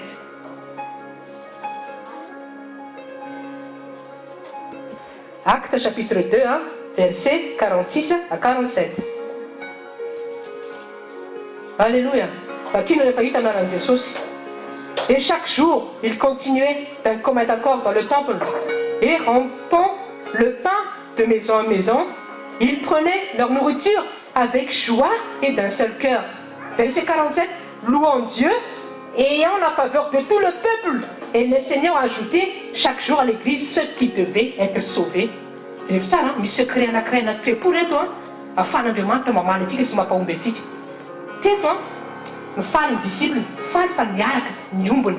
Dia jereo tsara ingeny fiteraka le fifaliana ianao rehefa mifaly ianao dia lasa tiany olona lasa mahita fity jereo tsara le izy tenenina kely ianao rehefa mifaly hoe lasa tiany olona miresaka sy miaraka aminao maro zany sa tsy mila révélation be zany fa ianao vera imagine ke ianao mahita olona ketrina foana tous les jours dia ianao hoe faly miaraka amin'iny foana na zako izy tena tsy faly amin'izany raha vao mahita an'ilay olona dia tena ketrina problème lava ny teneniny négativa foana. Dia zay fa tonga antsika mila mitandrina koa ny amin'ny olona sy ny relation antsika. Noho zay ny ten'Andriamanitra hoe attention zay te fréquentation. Ianao zany zao raha tianao anana ny fiainana hoe fifaliana ty afa-be amin'ny zavatra rehetrarehetra. Raha tianao manana fiainam-pifaliana mba mifandraisera amin'ny olona faly foana. Marina zany zavatra zany. Satria ao anatin'ny fifaliana misy onction pasy. Ozy petera, jereo tsara ty exemple ty, ozy petera mijery anay mantsale malemy tao amin'ny acte chapitre 3. Fatria rehefa mijery misy zavatra mipasy ao anatin'ny regard, rehefa mitafatoetra ny zavatra mipasy ao anatin'ny petera, anatin'ilay malena mitsangana izy. Tenenina akaikinao rehefa mifaneraserinao amin'ny olona faly tenenina akaikinao rehefa mifaneraserinao amin'ny olona faly dia lasa mitetra ao anatinao koa ny fifaliana hoe tenenina akaikinao tandremy tsara zany fréquentation anao hoe manomboka androany. Dia ianao mety miteny hoe fiainako rehetra amin'ny maizina foana satria ianao mbola tsy misaraka amin'ilay olona maizina foana. Tsy ilay maizina olona mainty tiako tenenina fa ilay olona manana fiainantenenina tiako tenenina ilay maizina. Satria manko maizina mainty koa ndraindray fiteny. Tiako tenenina ilay olona mbola tsy manana fiainan'i Jesosy mbola anatin'ny amertume na mbola anatin'ny chagrin mbola anatin'ny faratsiana zany. Reny éviter amin'ireny. Fa maninona micontaminer anao reny raha vao tsy miambina ianao. Tenenina akaikinao fidio tsara ny namana hoe marina zany ten'Andriamanitra ny teny zany ho kristiana metsika efa miteny hoe zange tena pasteur efa miaraka amin'ny olona amin'i Jesosy tena oui tenenina akaikinao tsara zany hoe fatandremo sao contaminer ny olona manana fiainana ténèbre. Zany tsy teny hoe maizina fa manana fiainana ténèbre. Asika tsara fa manjary ohatrany hoe mamely amin'ny maizina. Nefa maizina tian'Andriamanitra ty Jesosy maty amin'ny maizina. Tahaka Jesosy maty amin'izao rehetra tontolo izao. Alléluia. Asika tsara zay ka tenenina akaikinao mila mifaly foana hoe amen.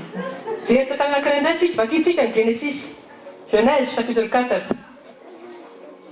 Genèse chapitre 4 verset 5 à 7. Tantarany Caïn. Genèse chapitre 4 verset 5 à 7. Io ny teneniko anao hoe rehefa mianjady aminao ny fiainana dia hitantaratra ny mitarehanao hoe tena mafy aminao le problème mafy aminao le zavatra manjo aminao na misy zavatra tsy mety ao anatin'ny fonao. Ary io zavatra io hita teto tato amin'ny tantarany Caïn. Genèse chapitre 4 verset 5 à 7. Mais à Caïn et à son offrande il n'eut pas égard. Et Caïn fut fort irrité et son visage fut abattu. Maizina be maninona maizina be ny tarehan'ny Caïn. Verset. Et le Seigneur dit à Caïn, pourquoi tu es irrité et pourquoi ton visage est-il abattu? Des versets 7 comme ça. Si tu fais bien, ne seras-tu pas accepté? Et si tu ne fais pas bien, le péché agit à ta porte et son désir sera tourné vers toi et tu domineras sur lui. En fait, il t'a été pour Caïn, une expression de visage, en fait. Vous savez, ton Caïn, c'est une jalousie. C'est l'âme, nisy tempo maloto tao, nisy tempo tsy mifanakam-tsitrak'Andriamanitra. Dia rehefa naniny, hita tany amin'ny tarehany le izy satria maizina be ny tarehany tonga dia hita hoe tena hitan'Andriamanitra zany le izy hoe tena tsy milaminy ty raharaha ty. Hitanao, ianao zany tonga dia fantatra be tena vakina be aminao hoe raha misy olona amin'ny fiainanao. Fa rehefa faly zay ianao mety misy ny olana, fa faly foana ianao dia mahafinaritra be satria fantatrao fa miaraka aminao le mahery. Amen. Alléluia. Tenena akaikinao tena tsara miaraka amin'Andriamanitra hoe mango midera sy misaotra foana hoe alléluia. Ao anatin'ny vie d'action de grâce sy fisaorana mamaly foana tompok'Andriamanitra. Avery foana na misy zavatra anananao, na misy zavatra tsy anananao, na misy zavatra mianjady aminao, misaora foana Andriamanitra. Asika tsara zay ozy ny tenin'Andriamanitra, misaora zavatra rehetra fa zay sitrapon'Andriamanitra amin'ny Kristy Jesosy. Remercie en toute chose. Jereo tsara nge familian'Andriamanitra rehefa misaotra anao hoe mofo dimy sy azan-drano roa, itsika tsara zany efa exemple averimberinety foana. Fa zay ny teny ka averimberininy. Jesosy tsy nanao vavaka be dia be akory tamin'ireo 5000 ao malemy mila vokisana. Aozy izy, raha eo misaotra anao fa anao vokatry ny tany. Parole anankiray fotsiny efa anatin'ny Jesosy misy en fait les actions de grâce vis-à-vis de Dieu le Père. Dia ozy fantatra fahamaly anahy ianao. Tsy mila anao incantation be akory Jesosy andao ijeûner. Jeûner tsara tsisy jeûne teto, tsisy prière adiny firy. Fa action de grâce. Fisaorana. Dia inona ny tranga? Tranga miraculeux, voavoky daholo le 5000 hommes. Tenenina akaikinao rehefa manana fiainana fisaorana hoe ianao rehefa mirendre grâce foana dia tsy maintsy mamaly anao Andriamanitra hoe amen. Tsy manana choix izy zany tonga dia miteny tsy manana choix izy satria manino manana ny teniny izy. Alléluia. Izy zany fidèle amin'ny teniny. Tsika indray afaka tsy midonner promesse amin'ny olona miteny zavatra anankiray dia tsy manana teraka. Fa Andriamanitra rehefa miteny voafatotry ny teniny izy au fait. Tsy maintsy izy rehefa mandao an'izay tiany ianao tsy maintsy mananteraka izy zay no mahafinaritra an'Andriamanitra. Amen.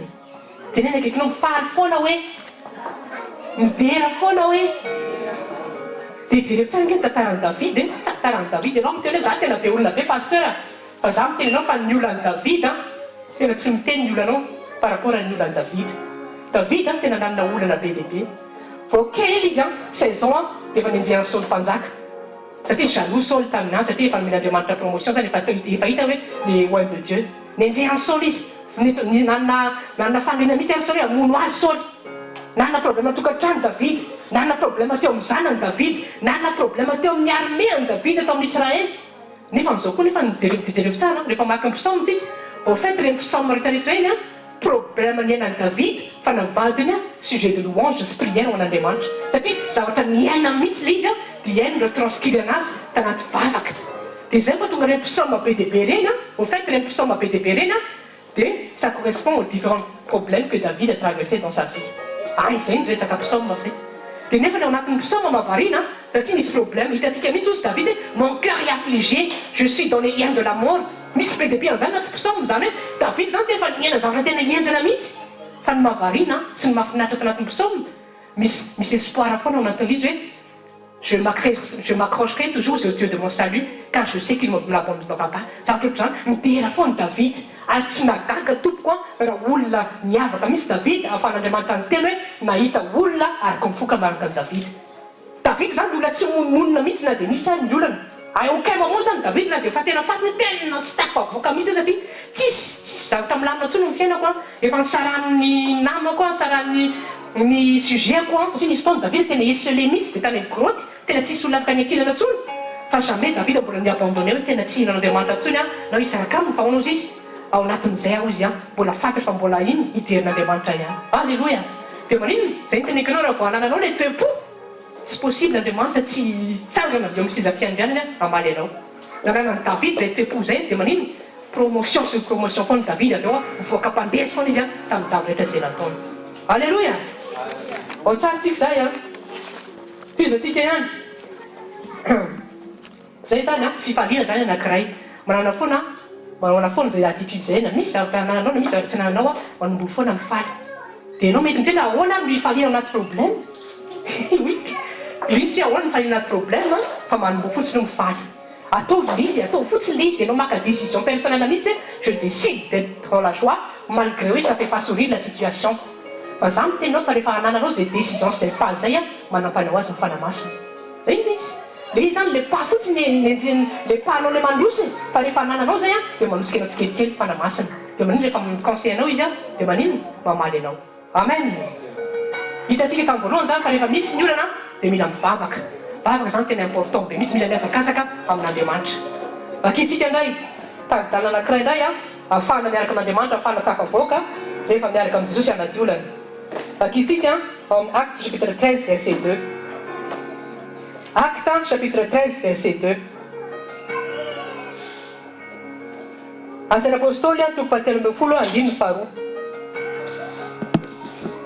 Acte chapitre 13 verset 2 amin'ny anarana Jesosy vakiko amin'ny teny gasy ary nanao fanompom-pivavahana ho an'ny tompo sy ny fadianina ireo dia ho ny fanamasina atkany hoa Barnabas Sauli hanao ny asa zay efa niantsoka azy amen vakiko amin'ny teny frantsay Acte chapitre 13 verset 2 et tandis qu'il servait le Seigneur et jeûnait l'Esprit Saint dit séparez-moi Barnabas et Saul pour l'œuvre à laquelle je les ai appelés amen eo dia mampianatsika amin'ny fanamasina zareo tsara tao anatin'ny service zareo tao anatin'ny fiainam-bavaka zareo nanome directive ny fanamasina hoe zao zao izy Andriamanitra ny programmako an'ny Saul sy Barnabas atikany zareo zao amin'izay le lesina tiany fanamasina tenanina tsika rehefa mifadiany reny tsika rehefa manetry teny reny mivavaka reny adiny firy reny Andriamanitra kay amin'ireny fotoana reny miasa saina mihitsy izy ao an-danitra hoe inona ny solution omeko mba ahafahako amoaka amin'ity zanaka ity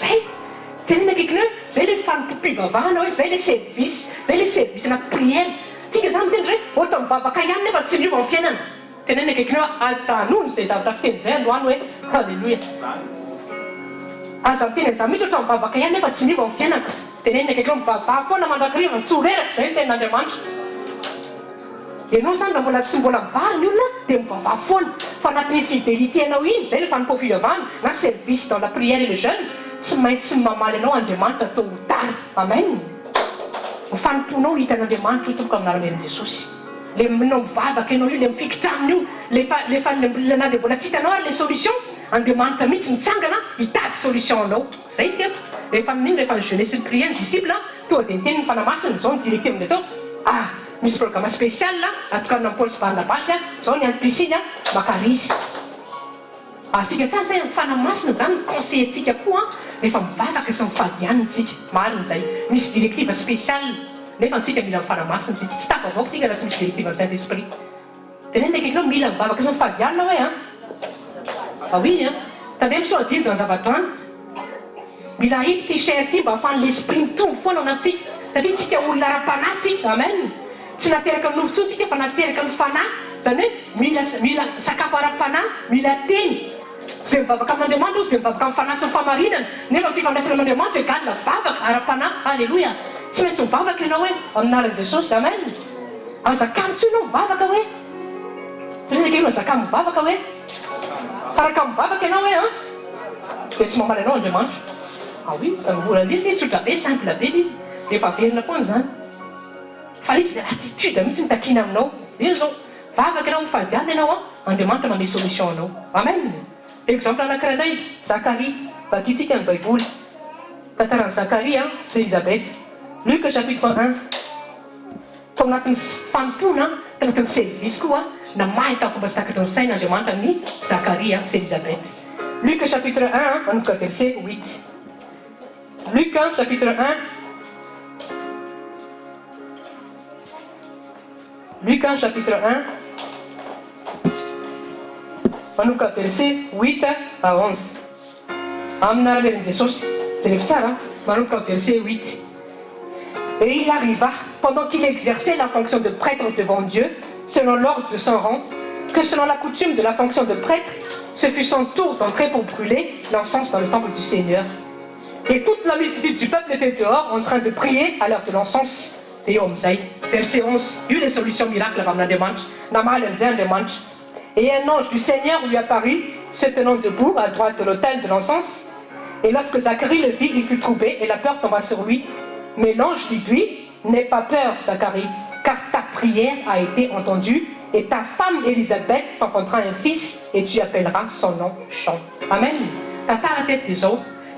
Zacharie et Élisabeth, c'est un couple d'un âge avancé, aux Bible, tsy nananjanaka izy. Dia zareo nafinaritra an'izy ireo na tsy nananjanaka ary izy.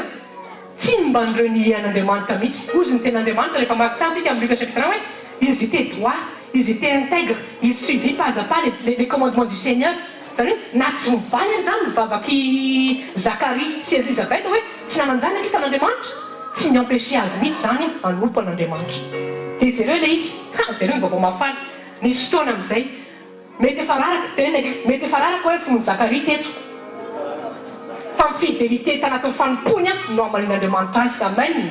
Zacharie teo amin'ny fanompony rehefa mibrûlé ny parfum sy ny encens, teo ny anjely tonga dia niapparaîtra azy hoe Zacharie, tonga amin'izay mivalibavaka ianao omena zaza ianao sy Élisabeth. Alléluia. Tao anatin'ny service Zacharie nahazo valiny tamin'Andriamanitra. Ianao koa ianao fikitra amin'Andriamanitra io foana, ianao mamaky tenin'Andriamanitra io foana, ianao mizay miravoravo amin'Andriamanitra io foana, ianao nentan'Andriamanitra fidèle io foana, ianao hitan'Andriamanitra mamory sekoly io foana. Zay ilay fanompon'Andriamanitra. Tadio tsara fa tsy foana tsy akory ny fanomponareo zy Andriamanitra, fa tsy maintsy voavaly zany anaran'i Jesosy. Toloka amin'anaran'i Jesosy fa ninona zany efa nangatanareo hatramin'izay mety mbola tsy azonao izy androany fa amin'anaran'i Jesosy ny fidélité atanao hitan'Andriamanitra tsy maintsy amaly ianao Andriamanitra amin'anaran'i Jesosy. Amen. Alléluia. Teakitsika ho an'Andriamanitra. Tenenina akaikinao hoe tenenaka Andriamanitra fidèle hoe possible mety raraka amin'ny finoana, possible mety raraka amin'ny finoana. Fa raha vao fidèle ianao atao fidélité tahaka ny Zacharie sy Élisabeth, tsy possible fa tôt ou tard tsy maintsy mamaly n'Andriamanitra. Amen.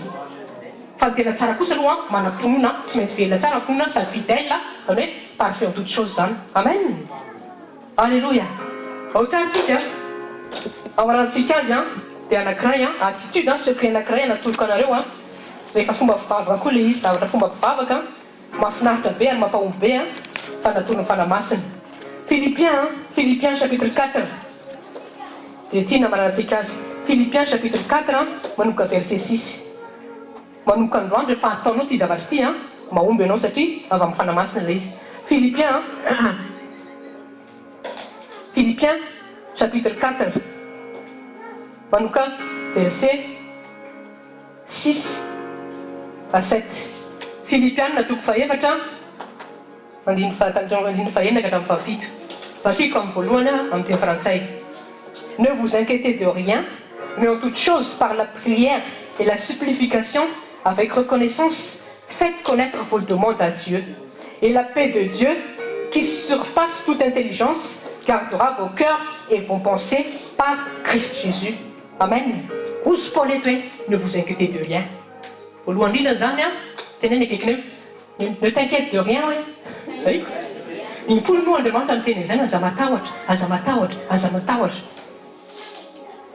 Dia ny teneny ihany akaiky ne te fais pas de souci hoe.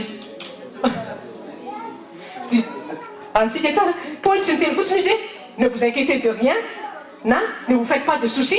Alléluia. Fa name solution izy. Dia jereo tsara, arao tsara ilay izy efa marantsika. En fait, Paul teny name antidote ho an'ny souci anao. Jereo tsara le antidote même Paul ho an'ny souci zay anananao. Ozy Paul hoe ny souci rehefa zay ananao ataovy sujet de prière le izy. Zay le teknika tsotra be simple ny fanamasina. Ataovy sujet de prière souci rehefa zay mety mianjady amin'ny fiainanao. Dia ozy ny tenin'Andriamanitra rehefa ataonao zay ozy izy maninona lasa mitoetra ao anatinao le paix de Dieu, le paix qui surpasse toute intelligence humaine. Migarde ozy ny fonao sy ny fisainao amin'ny Kristy.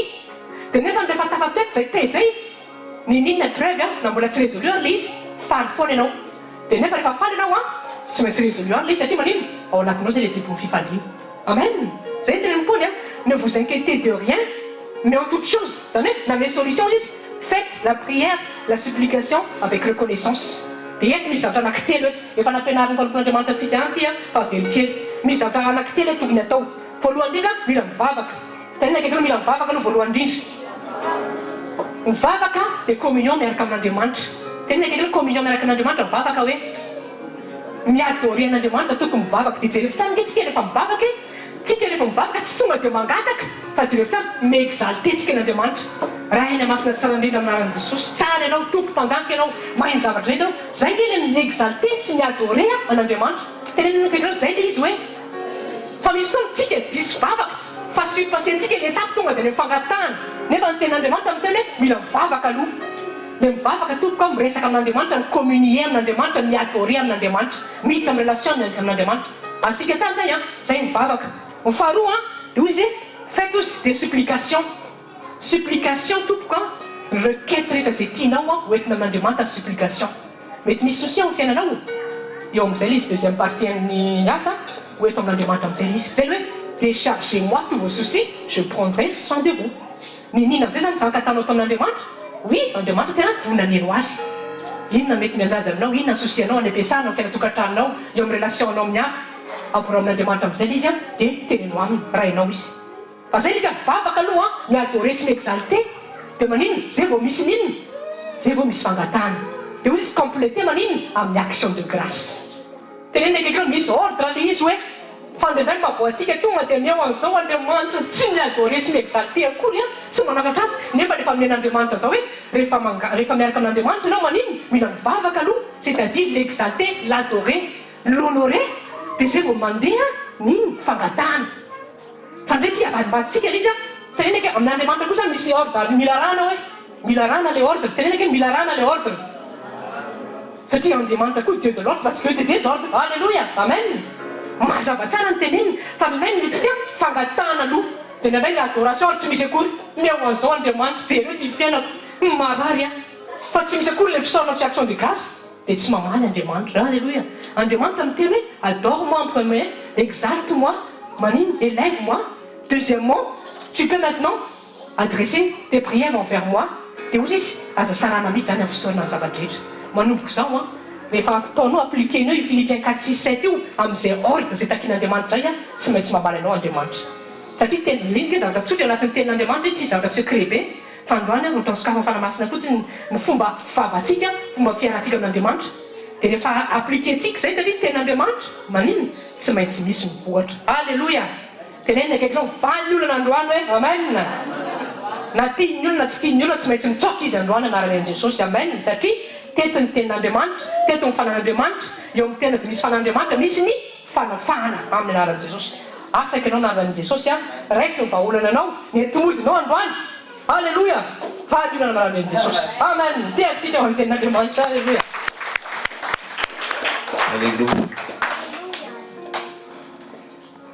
zavatra mahafinaritra eo amin'ny fanatrehan'Andriamanitra dia tsy maintsy misy fiovana tena akaikinao misy fiovana any amin'ny toerana misy ny tenin'Andriamanitra dia tsy maintsy misy ny fiovana antoka omentsika atsika tsiraray avy le izy dia hoe ny fanatrehan'Andriamanitra eo amin'ny fiainako dia mapety ny fiainako mihitsy le izy mapety sy mandamina any amin'ny esprit any amin'ny âme ary any amin'ny corps koa tsy maintsy mahazo ny anjarany aza manaiky tena akaikinao aza manaiky raha tsy mahazo ny anjara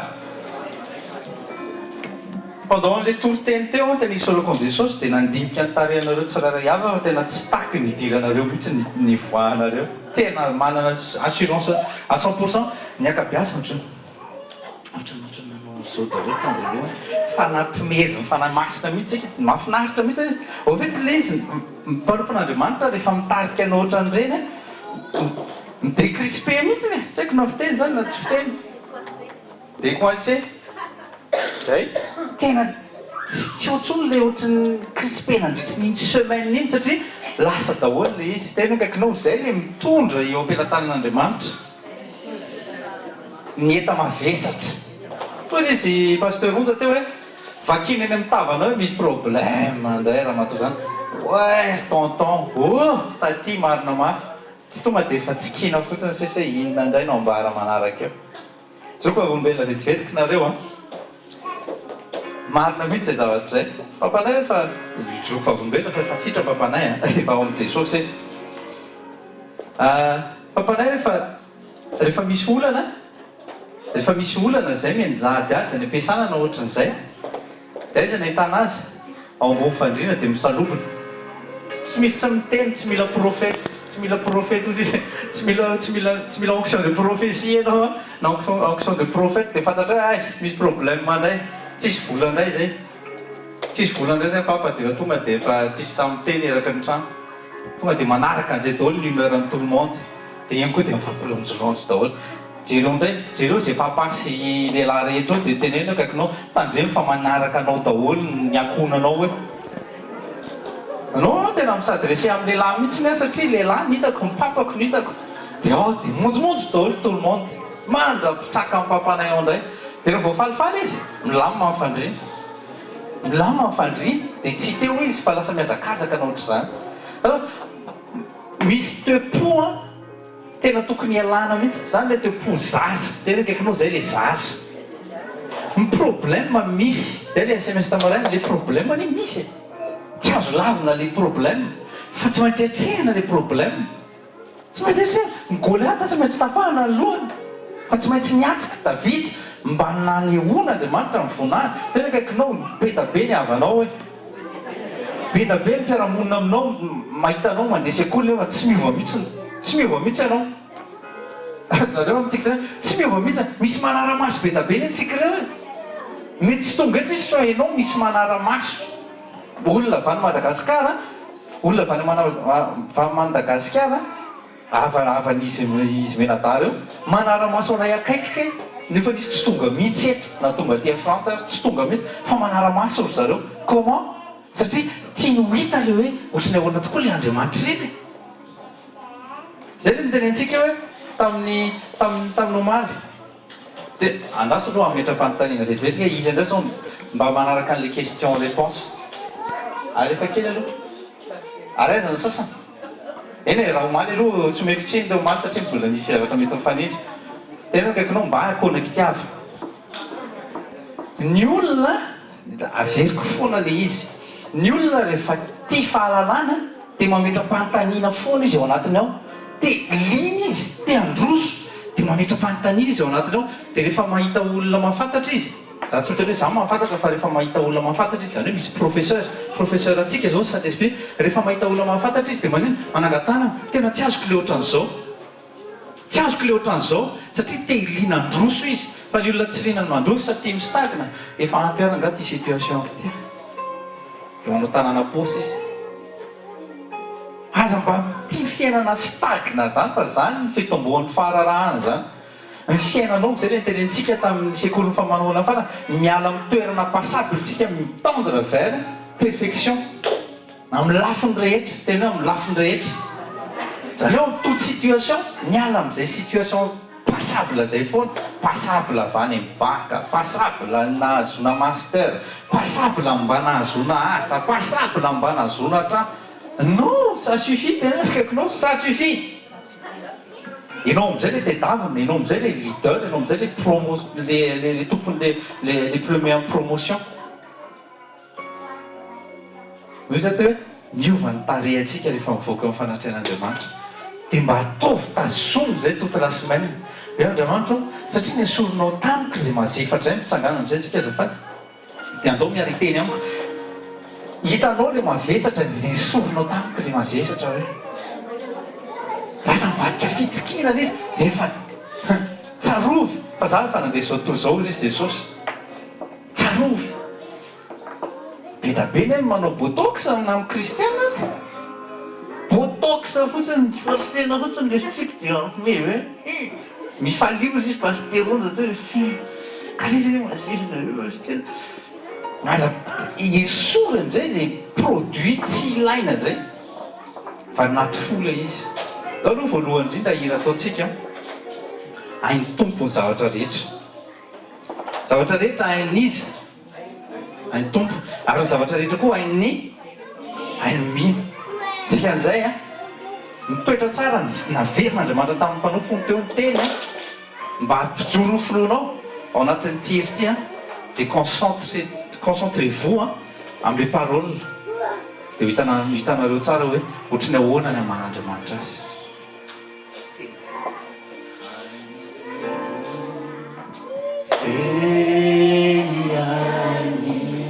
hainy io hoe vita an'io tena vita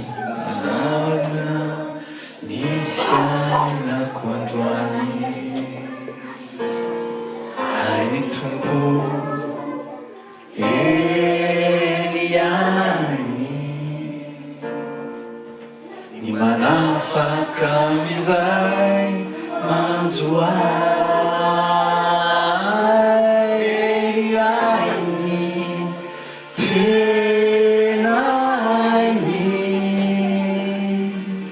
ny manao mihoatry izay no fisikio. Tonoko fataterako amin'ny fiainanao zany minona zay nofisinao mahavita lavitra no eo Andriamanitra. Zavatra takiny aminao dia manantona seza fiandriana ianao dia mametraka azy amin'ny toerana mahay zavatra rehetra. Zay ty asandrato ny anara any tompo eny any aza mifantoka amin'ny Goliata fa tonga Andriamanitra zay ao aoriananao manohana anao o sakatarabasindiketilo ory zany aiko avitako ny zavatra rehetra ho fanamasina ny manafaka amizay manjo ay eny any tenainy ny manao mihoatry izay no fisikio. Mahatoky izay Jesosy, mahatoky izay fa amin'ny fiainanay androany le fiainana jabeza dia ilozanay androany manomboka androany. Le fiainanay incrédule mitsotra izay androany fa coupable vonjeo amin'ny incrédulité anay zay sauve de notre incrédulité. Eny any ny mandamina ny fiainako androany ny mandamina ny fiainako androany. Raisiko ny andraikitra Jesosy, raisiko ny andraikitra mametraka amin'ny fiainako ampelantananao raha niteny ianao teo hoe ne vous inquiétez de rien. À partir d'aujourd'hui, je ne m'inquiète de rien.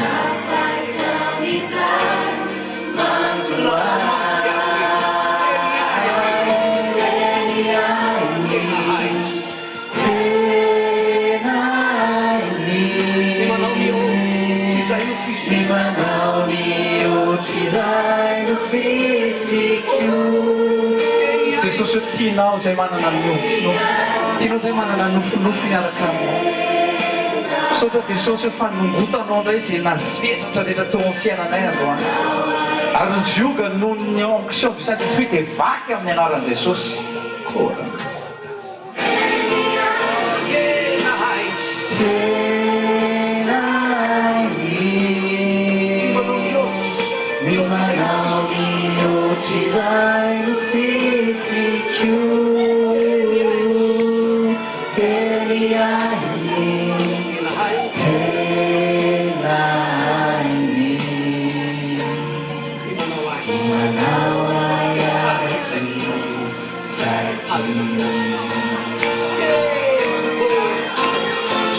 O Jesosy malala, asandrato mba afaka fisaoranao an'Andriamanitra fotsiny androany. O Jesosy Kristy tompoko misaotra indrindra onction fanainao masina izay mikonsole anay androany. Misaotra indrindra fa raha tsy nahay nandray andraikitra izay talohany androany, androany dia nitsinao sy namboarinao ny fotom-pisainanay mihitsiny. Fa ny attitude anay face ny problème makainy diso, ny attitude anay face ny olana mihitsy kainy tsy mety. Fa hitsaritra Jesosy, hitsaritra Jesosy, hitsaritra dia hifary Jesosy, hitsaritra dia misaotra. Tsy mbola nahita ny tavanao miketrona mihitsy izay Jesosy na dia indray mandeha azy. Zanakao nefa izahay mifaly ao anao koa izay Jesosy. Ary hainy mino Jesosy, hainy mino ianao Jesosy. Raisy ny famonjenao androany, raisy ny vaholanao amin'ny anaran'i Jesosy.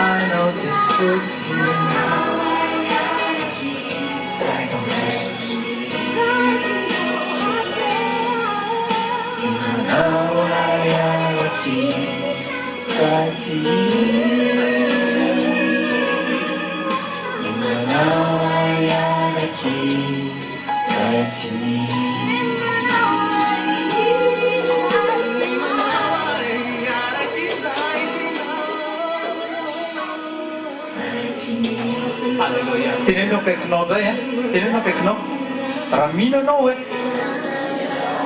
eny mbavanao indray ny témoignage amin'ny heviny fa zao zay le voateny teo Philippe 4:4 mifalia mandrakarivo ia hoe mifalia ndao tsika hideran'Andriamanitra ndao tsika hideran'Andriamanitra mifalia tena akaikinao mifalia alleloia tena mifalia tsisy olona mihitsy atao-ndao dia manarotra kely tsika hira ray teran' Jesosy tsika alleloia ndao tsika hifaly ao amin'ny tompo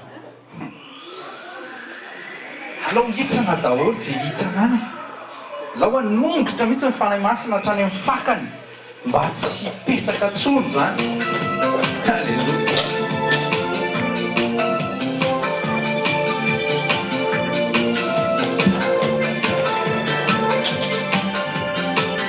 alleluia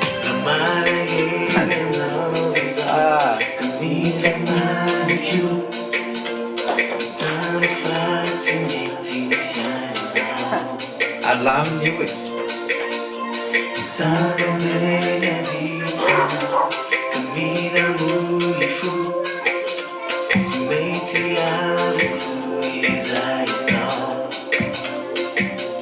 tsangana ianao fafaoirano masonao fa izy manana ny hevitra mitondra ina le izy loza ve tsia fifaliana mifali mirobe mandy faoandamno miavy alleluia zay le exode 3 teo nidinizy fa hitany ianao hitany le olanao resy le olanao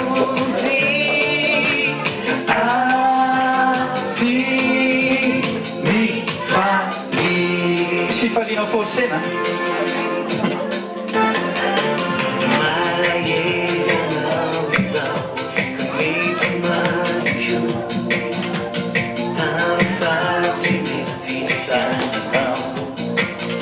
alleluia misaotra Jesosy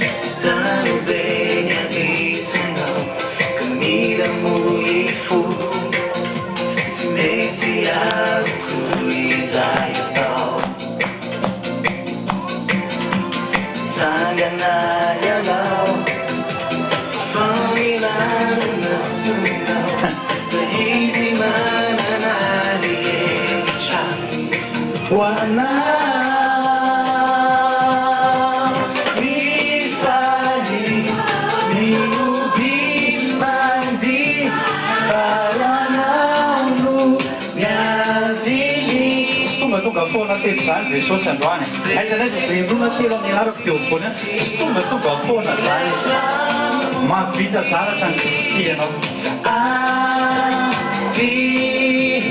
mifaly hoy izao ndra hoe mifalia mandrakarivo mifalia mandrakarivo mifalia mandrakarivo dia rao Jesosy ainy atao ny zavatra rehetra ny vitany io e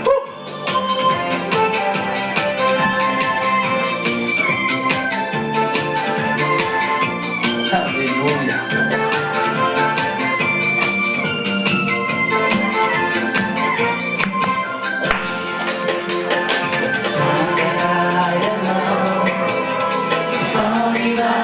inanazo niana teo mitsanga manakana izy dia mifafany ranomasoko zay le izy teo dia lasa izy ninan-kanina dia niova ny tarehany halleloia mifaly mioby mandy fa ho anao ny aviny Jesosy izy dia Jesosy Kristy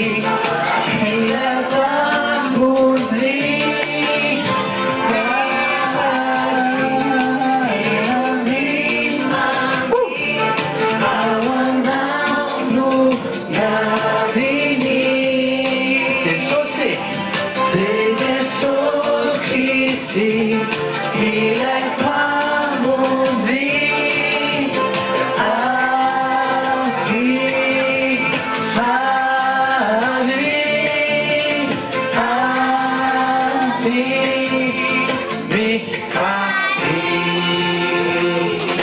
ataovy zao Jesosy Jesosy amen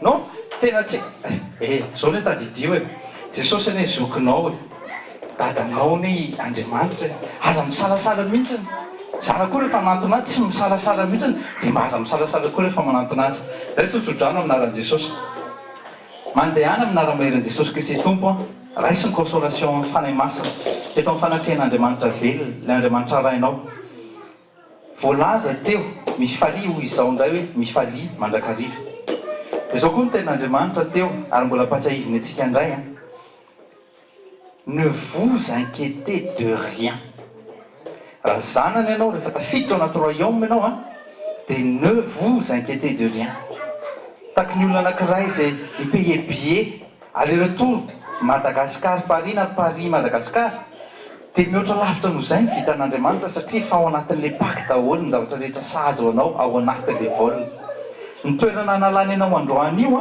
sy ny toerana ametrahany ianao rapitso dia efa ao anatiny daholo ny zavatra rehetra ne vous inquiétez de rien zay ny efatra ny fanay masina amintsika izao faran'izao samita in'Andriamanitra aminaran'i Jesosy dia aza dino fa raha misy ny fanontaniana dia raisy loty dia amin'ny zomatsika miona ao anatin'ny fandaharana question réponse ny azadino ny fotoanantsika amin'ny 11 novembre fotoanantsika mbola andefa SMS